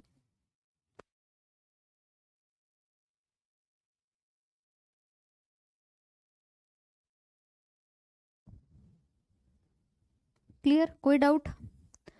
कल की 29 हड्डियां हमने यहाँ पर देखी। 29 के बाद जो 30वें नंबर की हड्डी आती है वो आपकी होती है छाती में पाए जाने वाली उरोस्थी। आगे बढ़े, लिख लिया हो तो सबने, एक बार बताओ। डन भाई?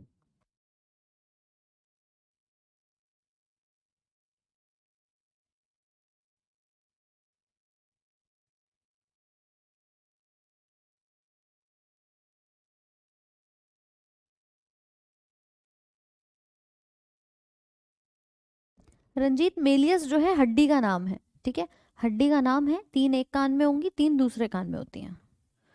चलिए, इसके आगे देखो, हमने अभी ये वाली बात करी स्कल के बारे में, अब आते हैं नीचे आपके इस स्टर्नम को देख लेते हैं, ठीक है, फिर आगे बढ़ेंगे। तो अगला एक, जैसे हमने इसको लिखा था अगला एक भाग लिखते हैं स्टर्नम का। स्टर्नम होती है उरोस्थी, संख्या में कितनी है, एक अकेली दिख रही है। इसको हम कई नामों से जानते हैं, टाई बोन, ब्रेस्ट बोन, ठीक है,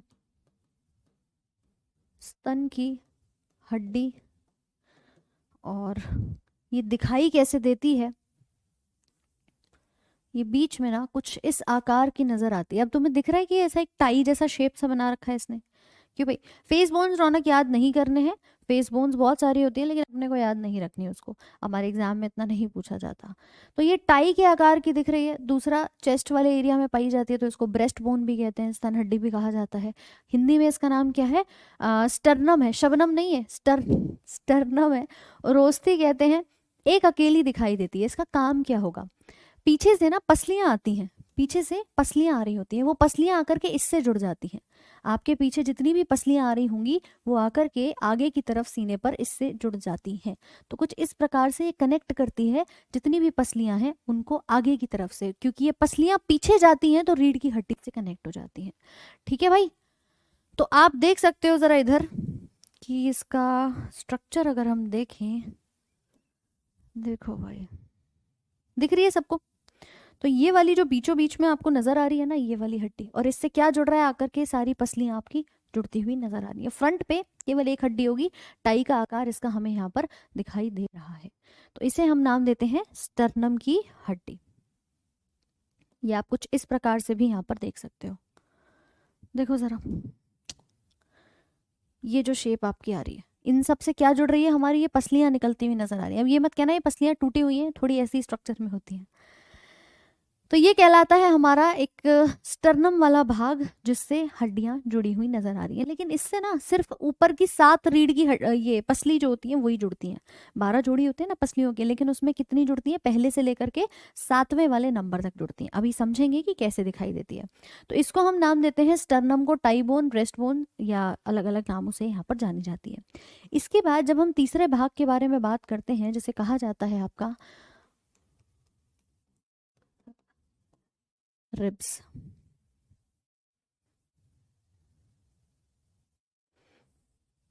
चलो पहले बात कर लेते हैं रीढ़ की हड्डी के बारे में, यानी कि वर्टिब्रल कॉलम के बारे में।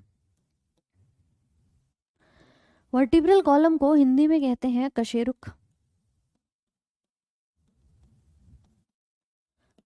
इसके अंदर 26 हड्डियां जो हैं वो पाई जाती हैं, और इसी के साथ ये आपकी किस प्रकार से दिखाई देती है ये देख लेते हैं एक बार।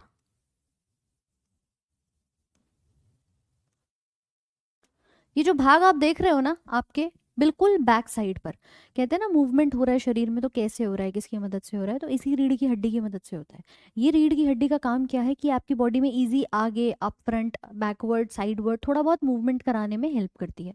ऊपर से लेकर, मतलब जो आपके नेक वाला रीजन है वहां से लेकर नीचे कूल्हे तक, जिसे आप हिप जोन कहते हैं, या जहां पर एक पूंछ आपको पहले दिखाई देती थी, उसे हम बात करते हैं यहाँ पर स्केलेटल सिस्टम, इसके रीढ़ की हड्डी के यहाँ पर बारे में। ये देख सकते हो। अब इस पूरी की पूरी वर्टिब्रल कॉलम को समझने के लिए ना मैंने क्या किया, इसको 5 भागों में बांट दिया। आप में से कितने लोग हैं जिन्होंने सुना है सर्वाइकल का पेन होता है ना, व्हाट इज सर्वाइकल, क्या है सर्वाइकल। हमने इस पूरी बॉडी को ना, मतलब ये जो आपकी पूरी रीढ़ की हड्डी है, इसे 5 भागों में बांटा। इसकी ट्रिक को भी याद करेंगे। सबसे ऊपर गर्दन से ही शुरू हो रही है आपके, तो गर्दन से लेकर के जो एक हिस्सा सिर्फ नेक वाला क्षेत्र आता है, वहां पर हमने उसको नाम दिया सर्वाइकल का। ठीक है, इसके बाद आपके इस पूरे क्षेत्र को, जो आपका चेस्ट वाला पोर्शन आता है, उसको हमने थोरैसिक का नाम दिया। फिर आपके अमाशय वाला हिस्सा जहां पर आएगा, भाई यहाँ पे पूरी फेफड़े होते हैं इस हिस्से में, जो हम चेस्ट कैविटी कहते हैं। फिर उसके बाद ये हिस्सा जहां पर हमारा अमाशय आता है, उसको हमने लंबर का नाम दिया, उदर भाग की जिसे हम हिंदी में कहते हैं। ये आपका हो गया थोरैसिक, और ये हो गया आपका लंबर। फिर नीचे की तरफ आता है जहां कूल्हा, एक जैसे हिप बोन कहते हैं, वो उपस्थित होती है सैक्रल, और लास्ट में आती है कॉकिक्स। तो हमने इस पूरे हिस्से को 5 भागों में बांट दिया। पहला हिस्सा कहा जाएगा सर्वाइकल, दूसरा होता है थोरैसिक,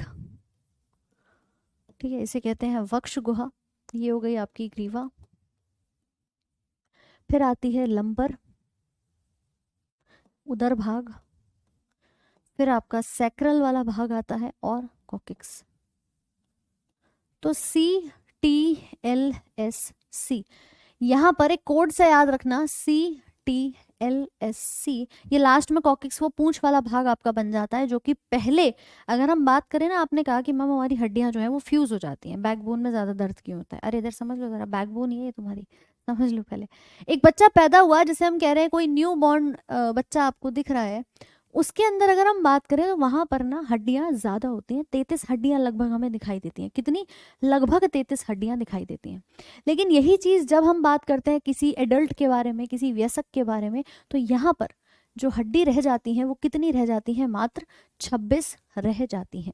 होता क्या है, किसी वयस्क के अंदर 7 हड्डियां सर्वाइकल की होती हैं, फिर 12 हड्डी होती है थोरेसिक की, फिर 5 हड्डी होती है लंबर की, फिर ये दोनों क्या रह जाती है? एक एक संख्या में रह जाती है। और यही चीज अगर हम यहाँ पर बात करेंगे किसी नवजात शिशु के अंदर, तो 7 12 5 5 4, यानी कि ये जो 5 हड्डी है, इधर देखो, ये फ्यूज होकर कितनी रह गई? एक। और ये 4 हड्डी मिलकर के कितनी रह गई? बड़े होते होते अकेली एक यहाँ पर रह जाती है। जिस कारण से जब बच्चा पैदा होता है तो उसकी रीढ़ की हड्डी में 33 हड्डियां हैं, और जब वो बड़ा हो जाएगा तो सिर्फ 26 हड्डी रह जाएंगी। ठीक है, पहले समझ लो कि है क्या बैकबोन, तो दर्द वर्द सब चीजें समझ में आ जाएंगी। ये सब आपका कल जोड़ वाला टॉपिक पढ़ेंगे हम सुबह, तो उनके अंदर सारे दर्द, तुम्हारे दुविधाएं सब आ जाएंगी। इसीलिए कहते हैं पहले परेशान मत हुआ करो, पढ़ लिया करो।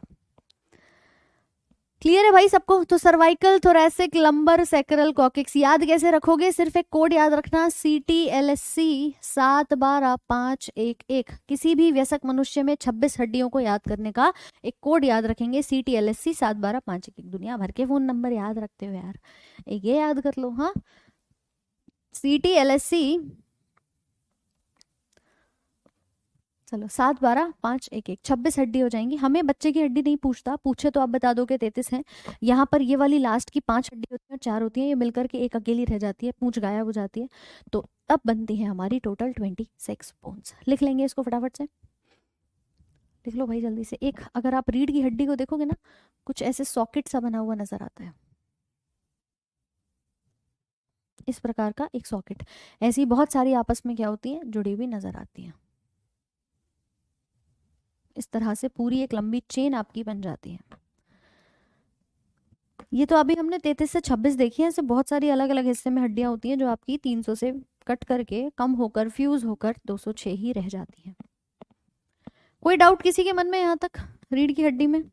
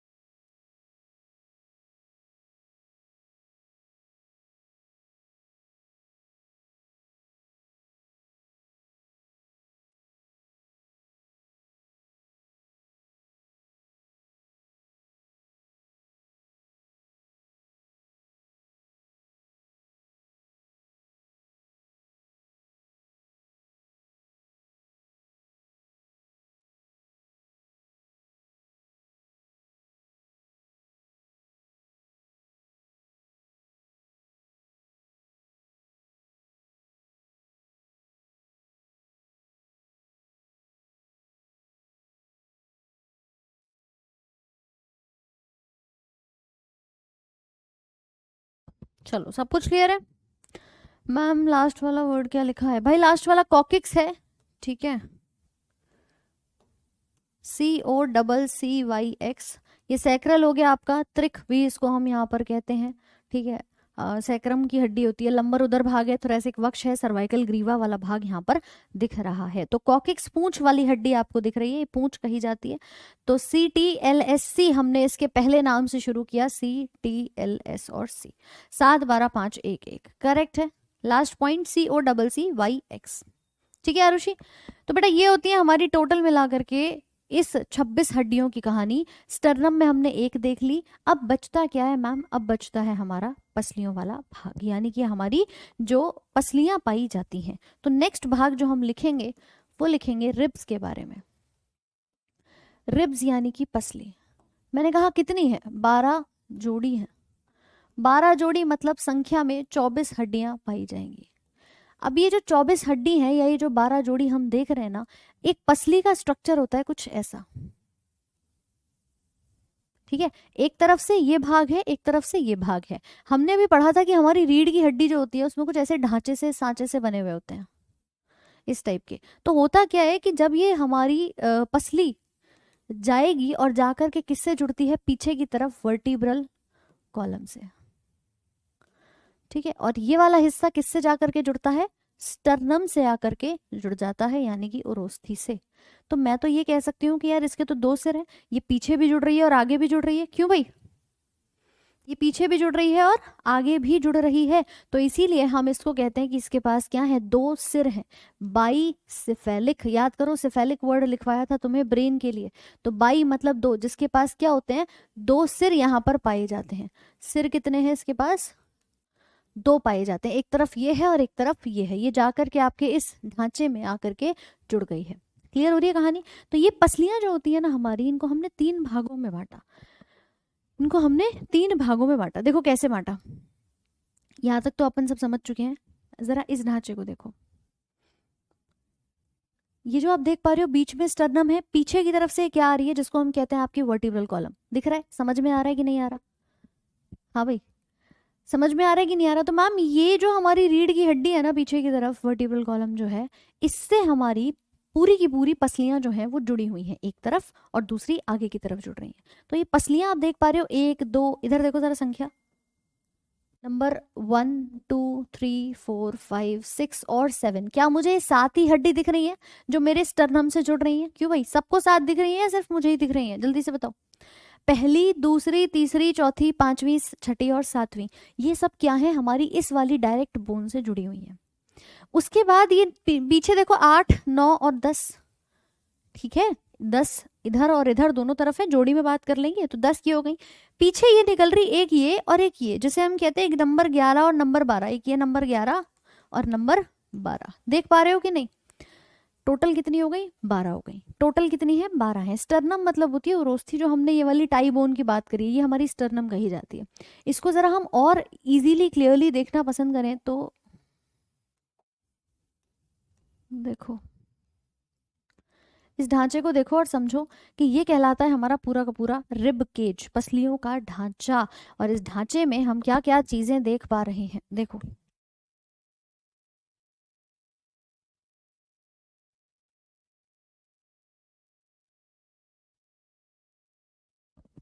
दिख रहा है सबको। तो पहली, दूसरी, तीसरी, चौथी से लेकर के 7वीं तक हमारी डायरेक्टली जुड़ी हैं।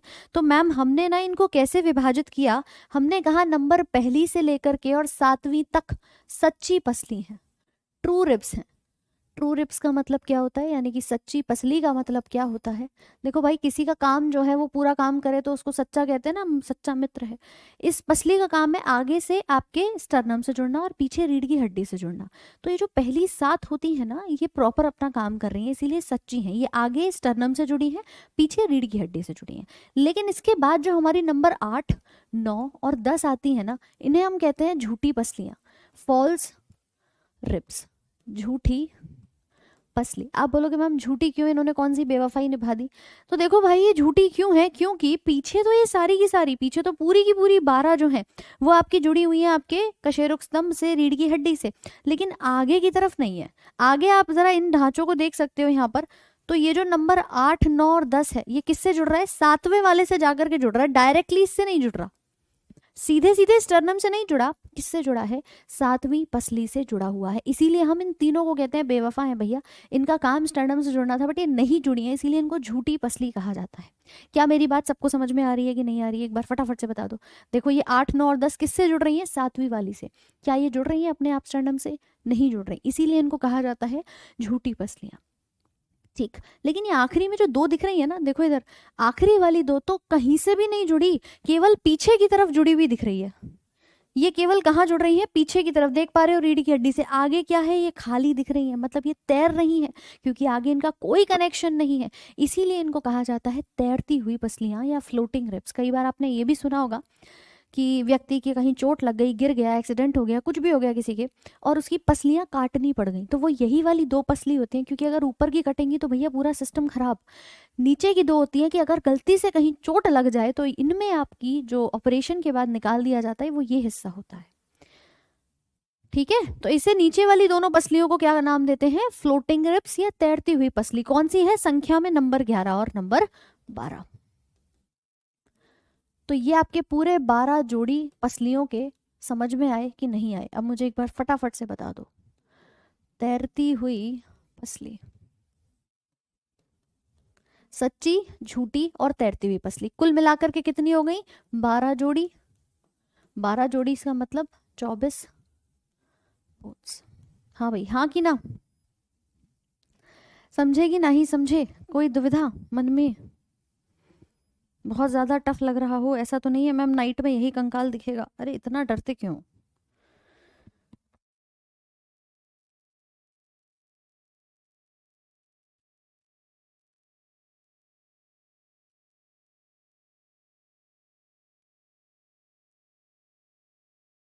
लिख लिया सबने?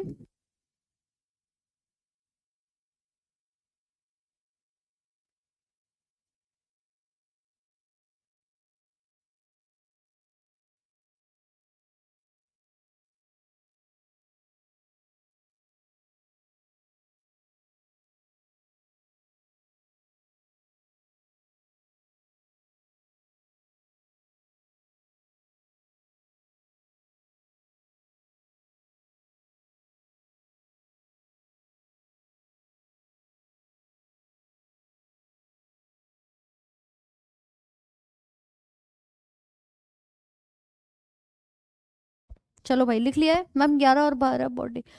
देखिए बॉडी में सब जरूरी है, जिस तरह से बॉडी बनी है ना, हर एक अंग बहुत ज़रूरी है। आप सोचो कि अगर इसको निकलवा दो तो काम चलेगा? कहीं कभी प्रॉब्लम हो जाए तो लोग थायराइड ग्रंथि निकलवा देते हैं, कहीं स्टोन हो जाता है तो पित्त की थैली निकलवा देते हैं, ऑपरेशन हो गया तो ये दो पसलियां निकलवा दी। शरीर जब बना है ना, पूरा का पूरा जो आपका बॉडी बना है, तो वो किसी ना किसी पर्पज से बना है, और हर चीज़ की अपनी एक रोल रिस्पॉन्सिबिलिटी होती है। ठीक है, अगर कुछ चीज़ इमरजेंसी में निकलवानी पड़ रही है तो वो बात अलग होती है कि भैया इसके बिना काम चल जाएगा, लेकिन कहीं ना कहीं उसकी कमी कभी ना कभी खलती ज़रूर है। तो याद रखिएगा, कुछ इस प्रकार से ये देखा जाता है। ठीक है जी। हाँ भाई, ऑफलाइन आपकी क्लासेस चल रही हैं रैंकर्स गुरुकुल कैंपस में भी, और आपके मुखर्जी नगर जो आपका ऑफलाइन सेंटर है वहां पर भी। चलो, तो ये कहलाती है हमारी। अब बताओ मुझे, तुम्हें 80 हड्डी याद हो गई कि नहीं हुई? ये हमने पूरी की पूरी 80 हड्डियों की बात करी थी। ये याद हुई कि नहीं? पहला वाला भाग याद हुआ कि नहीं, जिसमें हमने कहा था कि आपके खोपड़ी में 29 हड्डी, पसली में 24 पूरी हड्डी हो गई, वर्टिब्रल कॉलम में 26, और एक उरोस्थी वाली जिसे हम स्टर्नम की हड्डी कहते हैं। याद हुई कि नहीं? कि मैम 80 हड्डी याद हो गई, बढ़िया करके। अब क्या बचा? हाथ पांव बचे हैं मैडम, इन्हें भी कर लेते हैं याद। अक्षीय कंकाल हमारा पूरा होता है इसी के साथ। अब अगला बात करेंगे अपेंडिकुलर सिस्टम के बारे में, यानी कि आपका जो परिष्ठीय कंकाल होता है उसके बारे में। परिष्ठीय कंकाल में 2 हाथ हैं, 2 पैर हैं। सबसे पहले हाथों को समझ लेते हैं, मसला क्या है। ठीक है, आ जाओ जरा बात करते हैं आपके ए भाग है फोर लिम्ब के बारे में। फोर लिम्ब जिनको हम अपने हाथों की तरफ देखते हैं। अब हाथ में जब तुम देखोगे तो तुम्हें क्या दिखता है? सबसे पहले एक बड़ी सी हड्डी दिखाई देती है जो जाकर के ना कंधे में फिट होती है। ये जिसे हम कहते हैं हमारे कंधे से लेके कोहनी तक की हड्डी, एक हड्डी हो गई। ठीक है, एक हड्डी हो गई। इसके बाद यहाँ कोहनी से लेकर के 2 हड्डियां होती हैं जो आपकी लगी हुई होती हैं कुछ इस प्रकार से, कलाई तक। अब नीचे आए मैडम, कलाई में होती है हमारी 8 हड्डी, 1 2 3 4 और 1 2 3 4। ये देखो कुछ इस प्रकार से, जैसे हम ब्रेसलेट पहनते हैं ना, घड़ी पहनते हैं, उसी हिस्से में जो हमारी कलाई है, इस कलाई में हमारी 8 हड्डियां 2 रो में दिखाई दे रही हैं। बोलो। चलो, पसलियों में हड्डी तो बताई, 12 हड्डी, 12 जोड़ी दिखाई दे रही हैं। ठीक है, तो ये हमारी 8 हो गई। फिर इसके बाद हमारा आता है पंजा। पंजे के अंदर फिर से 5 हड्डी होंगी। आपके 4 उंगलियां हैं और एक तुम्हारा अंगूठा हो जाएगा यहाँ पे। उसके बाद हमारी आती है उंगलियां। उंगलियों में हर उंगली में 3-3 हड्डी। ठीक है, हर उंगली में ये 3-3 हड्डियां अलग अलग आपको दिख रही हैं, और अंगूठों में सिर्फ 2 हड्डी पाई जाती हैं। इसे हम देखते हैं कि मैम टोटल संख्या अगर हम यहाँ पे देखें तो देखो भाई, ये है ह्यूमरस।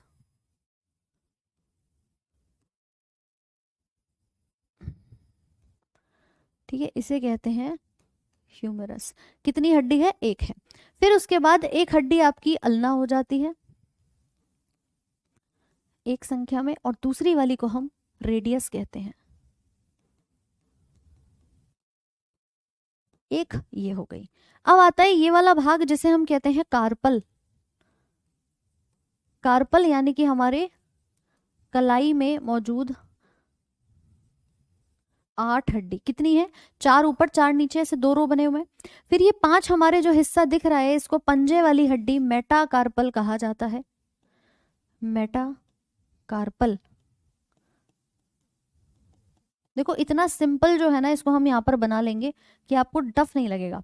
8 हड्डी इसकी हो गई, 5 ये हो गई। अब बची उंगलियों की, गिनो जरा।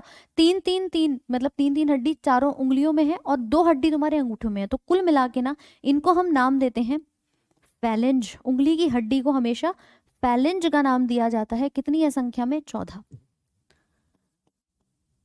फैलेंज का नाम इसको दिया जाता है। उंगली की हड्डियां जरा गिन के तो बताओ कितनी है? हाथ में सबसे ज्यादा है। तीसरा वाला है कार्पल।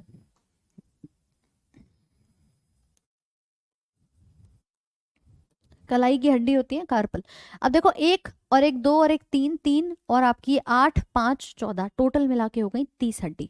ठीक है, अगर हम इसी को यहाँ पर लेबल करके लिख देते हैं कि फोर लिम्ब में सबसे पहले ह्यूमरस एक, फिर आती है रेडियस अल्ना, कितनी? 2, फिर आएंगी कार्पल 5, नहीं 8। ठीक है, मेटाकार्पल। भाई इसको बना जरूर लेना साथ में, तो याद रहेंगी चीजें। फैलेंज हो गई हमारी 14। कुल मिला के कितनी हुई? 30 हड्डी। देखो ये 30 हड्डी एक हाथ की है, ऐसे ही 30 हड्डी दूसरे हाथ में आती है। कितनी हो गई? 60 हड्डी हुई कि नहीं हुई? 30 एक हाथ में, 30 दूसरे हाथ में, कुल मिला के तुम्हें 60 हड्डी याद हुई। Humerus, radius ulna, carpal, metacarpal, phalanges. बोलो हाँ की ना, जल्दी से बताओ एक बार। Humerus, radius ulna, carpal, metacarpal और फैलेंजस। हो गई याद कि नहीं?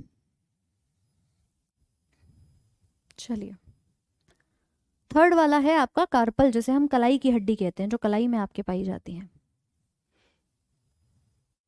ज्यादा नहीं पूछा जाता, वो आपसे ये पूछेगा कि सबसे लंबी, सबसे छोटी, ये सब अभी मैं लिखवाऊंगी आपको कि सबसे लंबी हड्डी कौन सी है, सबसे छोटी कौन सी है, मोटी कौन सी है, मजबूत कौन सी है, ये पूछते हैं। क्लियर सबको? हाथ समझ में आ गया भाई? बोलो हाँ कि ना। तो इसे कहते हैं फोर लिम्ब, मतलब हमारे हाथ। 30 और 30 कुल मिला के 30 एक हाथ में हड्डी, 30 दूसरे हाथ में, हो गई 60। ऐसे ही पैर आता है। पैर में भी हमारे 60 हड्डी सुनने को मिलती है कि भाई हमारे जो दोनों पैर हैं उनमें टोटल मिला के 60 हड्डी है। 30 एक पाँव में, 30 दूसरे पाँव में। देखो कैसे होती हैं। अगर हम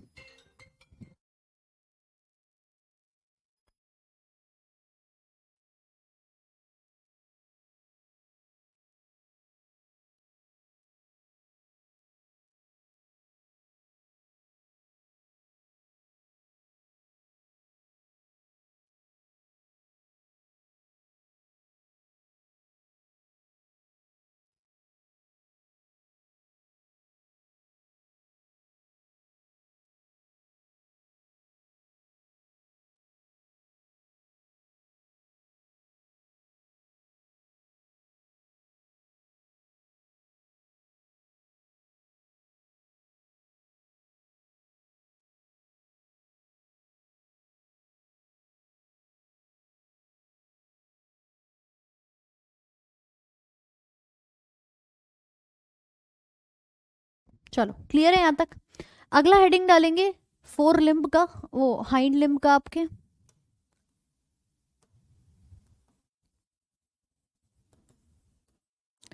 मतलब होता है हमारे पैर।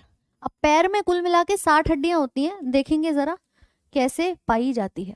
पैर के अंदर भी सेम चीज होती है। सबसे पहले एक आपकी सबसे लंबी हड्डी आती है, जांघ की हड्डी, जिसे है हम यहाँ पर देखते हैं। फिर एक कटोरी सी आएगी। क्या आएगी? एक कटोरी सी आती है, जो घुटने की हड्डी बन जाती है।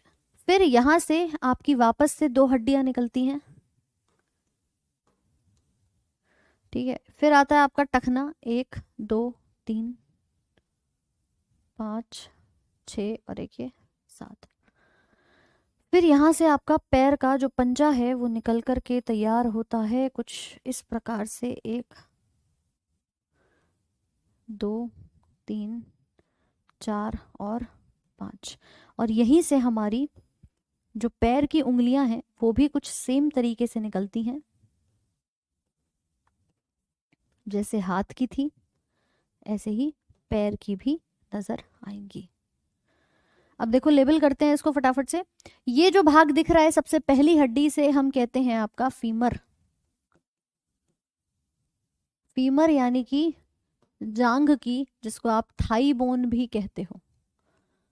थाई बोन, जांघ की हड्डी, ये कहलाती है संख्या में कितनी? 1।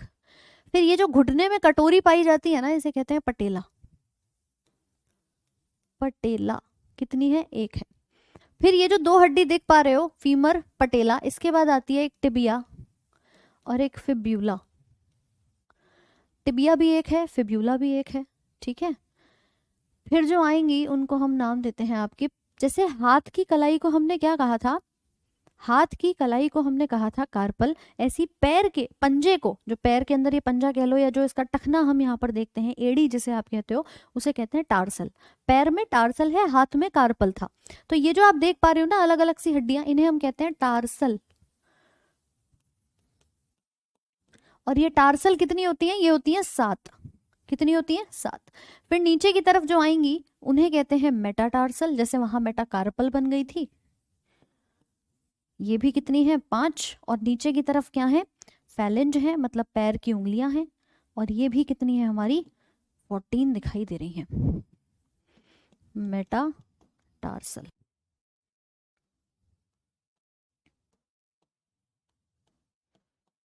ठीक है। तो कुल मिलाकर अगर आप देखोगे तो सेम चीज आप यहां पर लिख सकते हो कि फीमर, फिर आई आपकी पटेला, फिर आता है हमारा टिबिया और फिब्यूला। ये 1 है, ये 1 है, ये 2 हैं। टी से टार्सल, फिर मेटाटार्सल और फैलेंज। अब मुझे जल्दी से एक बार गिन करके बता दो कि ये हड्डियां तुम्हारी कितनी हो जाएंगी? 7, 5 और 14।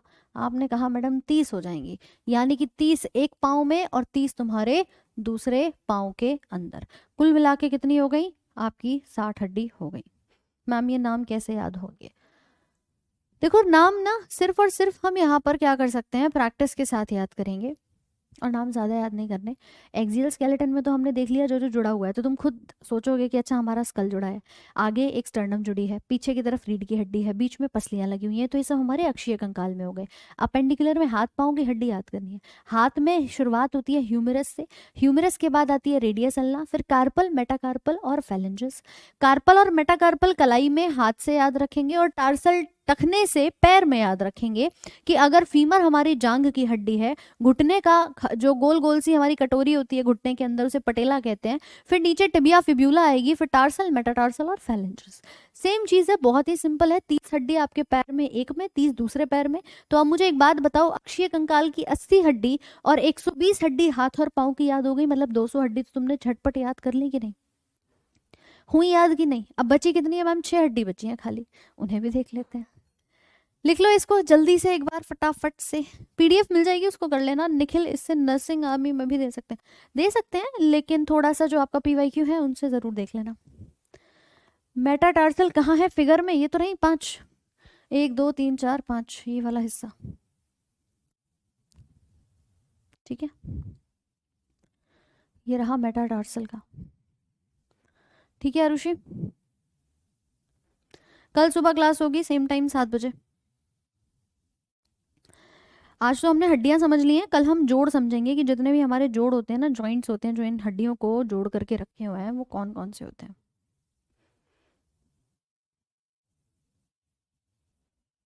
ठीक।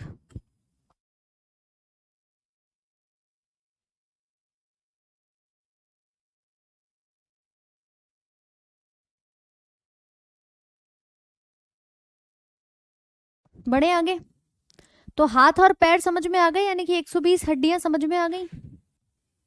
टफ लगा? अरे मैम बहुत ज्यादा टफ है। कोई मानता है ऐसा कि टफ है? भाई मानव का शरीर समझना सबसे रोचक है, सबसे इंटरेस्टिंग है, सबसे ज्यादा सिंपल है। हमें यही तो जानना है हमारे पैर बॉडी में हाथों में है क्या। लिख लो इसको।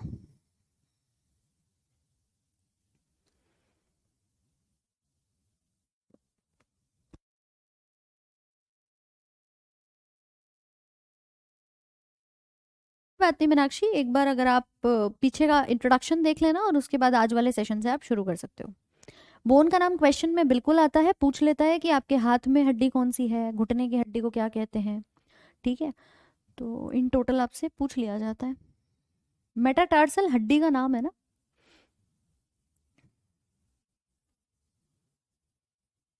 चलिए आगे बढ़ेंगे, अब बात करेंगे गर्डल के बारे में। मतलब अब तक जो हमने समझा ना, वो हाथ पाँव को देखो इस प्रकार से हम जो देखते आए हैं, एक ढांचा तो हमने ये समझ लिया, ये पूरा का पूरा अक्षीय कंकाल वाला। क्यों भाई, यही तो समझा है। पीछे रीढ़ की हड्डी आ रही है, स्टर्नम है, पसली है, खोपड़ी है, यही सब समझा। 80 हड्डियां क्लियर हो गई है ना। और ये अब हम पढ़ रहे हैं, हमने हाथ पढ़ लिए, पैर पढ़ लिए, अब बचा क्या है, ये वाले दोनों कूल्हे बचे हैं और ये आपकी दोनों कंधे की हड्डी बची हैं। तो इन्हें अभी समझना बाकी है। अब इनको समझने के लिए हमने ये तो देख लिया कि मैम ये रहा हमारा पूरा का पूरा हाथ, ऐसा ही दिखाया था। ह्यूमरस, रेडियस अल्ना, मेटाकार्पल और आपका मतलब कार्पल, मेटाकार्पल और फेलेंजेस, ये हो गया। इसके बाद कहानी की बात करेंगे कि पैरों में क्या होता है। तो पैरों में भी हमने सेम चीज देखी हमारी। ये कुछ इस प्रकार से हमारा नीचे 7 हड्डी होती है टखने की, बस याद रखना। हाथ की कलाई में 8 है, तो यहाँ पर पैर के पंजे में, पैर के टखने में, एड़ी में 7 हड्डी होती है। उसके अलावा सेम चीज, सारा सिस्टम जो है वो सेम दिखाई दे रहा है। ठीक है, सेम दिखाई दे रहा है। तुम एक बार रिवीजन करोगे सब कुछ याद हो जाएगा। एक बार रिवीजन करना आज आराम से, ना हो तो कल मुझे फिर बता देना, क्लास में याद करा देंगे। ठीक है, एक बार आज रिवीजन जरूर से कर लेना क्लास के बाद। ये हाथ की हड्डी दिख रही है, ऐसा ही सेम सिस्टम पैरों में है, बस कार्पल की जगह टार्सल कर देना। Carpal, metacarpal, phalanges, tarsal, metatarsal, phalanges. और याद करने की ट्रिक क्या है, हाथ की कलाई से कार्पल, हाथ की कलाई के ही तो कार्पल बोला हमने, तो कलाई के लिए लिख सकते हैं कार्पल, और पैर के टखने के लिए टार्सल। पैर में वो जो टखने वाला हिस्सा होता है उसको टार्सल बोल दिया, तो टार्सल, मेटाटार्सल, फेलेंजेस हो गए। पैर की उंगलियों, हाथ की उंगलियों बराबर है, 14 हड्डियां यहाँ पर पाई जाती हैं और दोनों को ही हम क्या कहते हैं, फेलेंज का नाम देते हैं। ठीक है जी, चलो अब आते हैं कंधे और कूल्हे पे। तो देखिए यार, जब हम कंधे की बात करते हैं ना, तो ये है हमारा कंधा, जिसे हम कहते हैं शोल्डर गर्डल।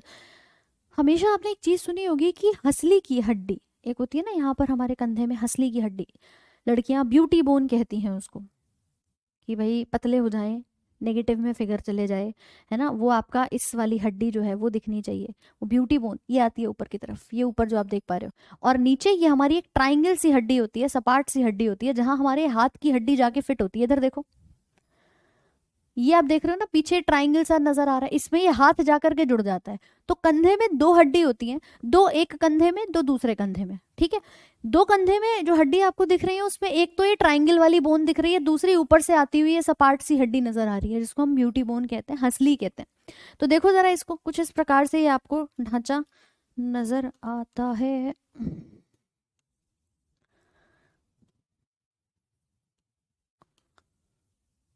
कुछ इस प्रकार से आप देख सकते हो। ठीक है, दिख रहा है सबको? लॉन्गेस्ट और लार्जेस्ट, अरे सब पढ़ लेंगे, तुम रुको तो पहले समझ तो लो बॉडी में है क्या क्या। चलिए,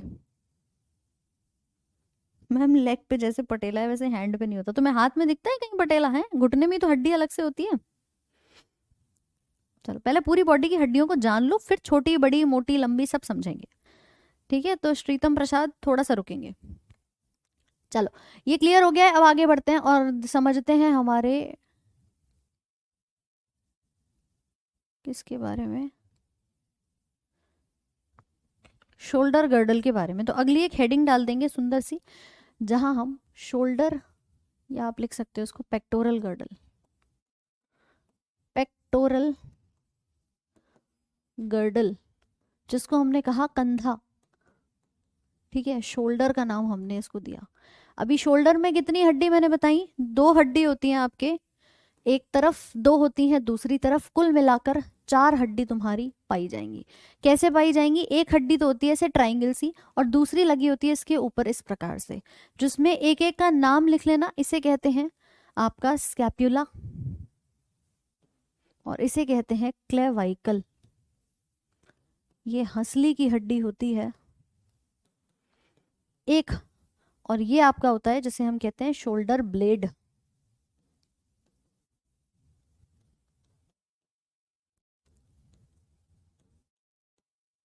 स्कैपुला एक हड्डी हो गई ये। तो एक और एक दो, दो मिलाकर के आपके एक कंधे में, दो मिलाकर के दूसरे कंधे में। तो अगर कोई पूछे पेक्टोरल गर्डल में भाई कितनी हड्डी है, तो आप बता सकते हैं एक क्लेवाइकल होती है और दूसरी आपकी स्कैप्यूला होती है। इसी के अंदर, मतलब ये जो आपको दिख रहा है ना, इसी के अंदर यहाँ आपका हाथ आकर के क्या हो जाता है, फिट हो जाता है। तो ये हाथ की हड्डी है, जाकर के इसमें फिट हो जाएगी। ठीक है, बोलो समझ पा रहे हो कि नहीं? गंधा जॉइंट्स टॉपिक भी होगा क्या? हाँ कल पढ़ेंगे ना जॉइंट, कल हड्डियों के बारे में पढ़ेंगे कि इनको जोड़ कौन रहा है, इनके जोड़ कौन कौन से हैं। अच्छा, इन्हें तो प्रैक्टिकल करना है, स्केलेटन का है, सारी हड्डियां देखनी है इनको। पढ़ लो इधर ध्यान से। ऑफलाइन जो क्लास होती है ना, वहाँ पे तुम्हें पूरा ढांचा लेकर के आऊंगी जो ऑफलाइन वाले, अब यहाँ तो लेके नहीं आ सकती मैं। इधर जो फोटो है उनसे आप समझ सकते हैं। हर जगह ढांचा मत देखो, रात में ना नींद भी नहीं आएगी, सारी नींद उड़ जाएगी तुम्हारी। क्लियर हो रहा है सबको कि नहीं? जल्दी से बताओ एक बार। तो ये कहलाता है हमारा कंधे का जोड़, जिसको आप शोल्डर गर्डल या पेक्टोरल गर्डल के नाम से भी जानते हैं। दो ही हड्डी हैं, दो एक कंधे में, दो दूसरे कंधे में। तो कुल मिला के कितनी हो गई? 4 हड्डी हो गई। अब जो बचा वो क्या बचा? वो बचा हमारा कूल्हे का, यानी कि जिसे हम पेल्विक गर्डल कहते हैं, हिप बोन कहते हैं। तो आपके 2 हिप बोन यहाँ पर नजर आते हैं, मतलब जो नेक्स्ट भाग आप लिखेंगे वो है पेल्विक गर्डल का।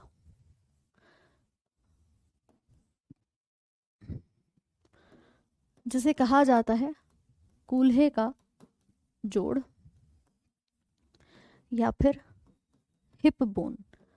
ये एक्चुअली होती है 2, मतलब एक तरफ और एक दूसरी तरफ। तो कुल मिला के 2 हड्डियां यहाँ पर होती हैं, इसी को हम हिप बोन के नाम से जानते हैं। और ये आपकी ना 3 हड्डियों से मिली हुई नजर आती है कुछ इस प्रकार से। ये आप देख पा रहे हो, एक हड्डी ये है ऊपर की तरफ, एक ये आधी सी दिख रही है और एक ये वाली दिख रही है। इन तीनों हड्डियों को बोला जाता है इलियम, इस्चियम और प्यूबिस। ये 3 हड्डी मिलती हैं एक तरफ से और 3 मिलती हैं दूसरी तरफ से, मिलकर के कूल्हे का जोड़ बना लेती हैं। तो याद रखिएगा, इलियम, इस्चियम और प्यूबिस के नाम से यहाँ पर जानी जाती है। इलियम, इस्चियम और प्यूबिस। खैर इतना हमें याद नहीं करना, मैं फिर से तुम्हें ये बताऊंगी कि ये तीनों मिलकर के क्या बना लेती हैं, एक हड्डी यहाँ पर बना लेती हैं। हम एक चीज याद रख लेंगे, इलियम, ये जो स्पेलिंग दिख रहे हो ना, ILIUM, एक तुम्हें आमाशय के अंदर हिस्सा बताया था ILEUM, ये पाया जाता है स्मॉल इंटेस्टाइन में। इंग्लिश वाले तो इलियम को इलियम ही लिख देंगे, लेकिन छोटी आंत जो है आपकी, ये अगर हम बात करें, ठीक है, अगर हम इंग्लिश में बात करें तो स्पेलिंग का एक छोटा सा फर्क है, यहाँ पर ILIUM है, यहाँ पर EUM है।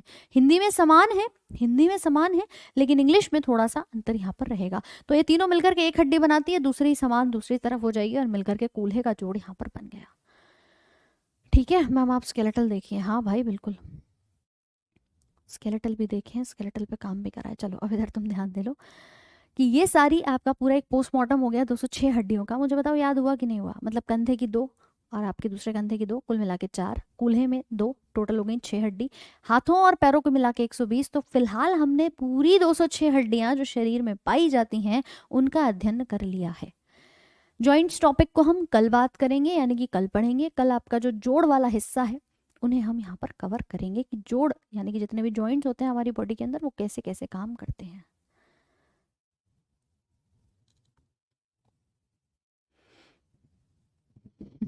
चलो क्लियर हो गया, बढ़िया तरीके से समझ में आ गया। तो चलिए, तो फिर इसी के साथ अब मुझे एक बार जल्दी से बता दो कि ये वाला पूरा चार्ट अब आपको दिक्कत तो नहीं देगा। ये थी पूरी 206 हड्डियां। फोरलिम पड़े, हाइंड लिम पड़े, पेक्टोरल गर्डल और पेल्विक गर्डल, कंधे और कूल्हे। बिल्कुल निकालो भाई, यूपीएससी भी निकालो, CGL भी निकालो। मतलब आप अगर यहाँ हैं, इस एप्लीकेशन पर हैं और आप हमसे पढ़ रहे हैं, तो इसका क्या मतलब है कि हम आपको सिर्फ और सिर्फ बेस्ट टू बेस्ट कंटेंट दें ताकि आपका जल्द से जल्द सिलेक्शन हो। तो भाई सिर्फ काम यही है, अपना बढ़िया से ले लो एक बार। चलिए, याद हो गई? तो इसको एक बार रिवाइज कर लेना अच्छे तरीके से। हमने हार्ट आज कंप्लीट कर लिया, स्केलेटल सिस्टम कंप्लीट कर लिया, यानी कि मानव का जो पूरा कंकाल तंत्र था उसको हमने पढ़ा। कल पढ़ेंगे जोड़ों के बारे में, और जोड़ पढ़ने के बाद फिर हम शुरू करेंगे हमारे नर्वस सिस्टम को, तंत्रिका तंत्र को, कि कैसे हमारी बॉडी में ब्रेन काम करता है और ब्रेन के साथ जुड़ी हुई मेरु रज्जु कार्य करती है। ठीक है, तो आज के सेशन को यहीं तक रखते हैं। थोड़ा सा टाइम आपको दे दिया है, कल सुबह 7 बजे क्लास होगी। और उड़ा लो भाई पतंग वतंग जिसको उड़ानी है। हालांकि ठंड पड़ रही है, काहे इतनी वो कर रहे हो, ठंड में थोड़ा आराम करो और पढ़ाई पे ध्यान दो, है ना, रिवीजन करो बढ़िया से। बाकी मिलेंगे आप लोगों से कल, तब तक के लिए thank you so much, have a very good day. और मकर संक्रांति की आप सभी को ढेर सारी शुभकामनाएं।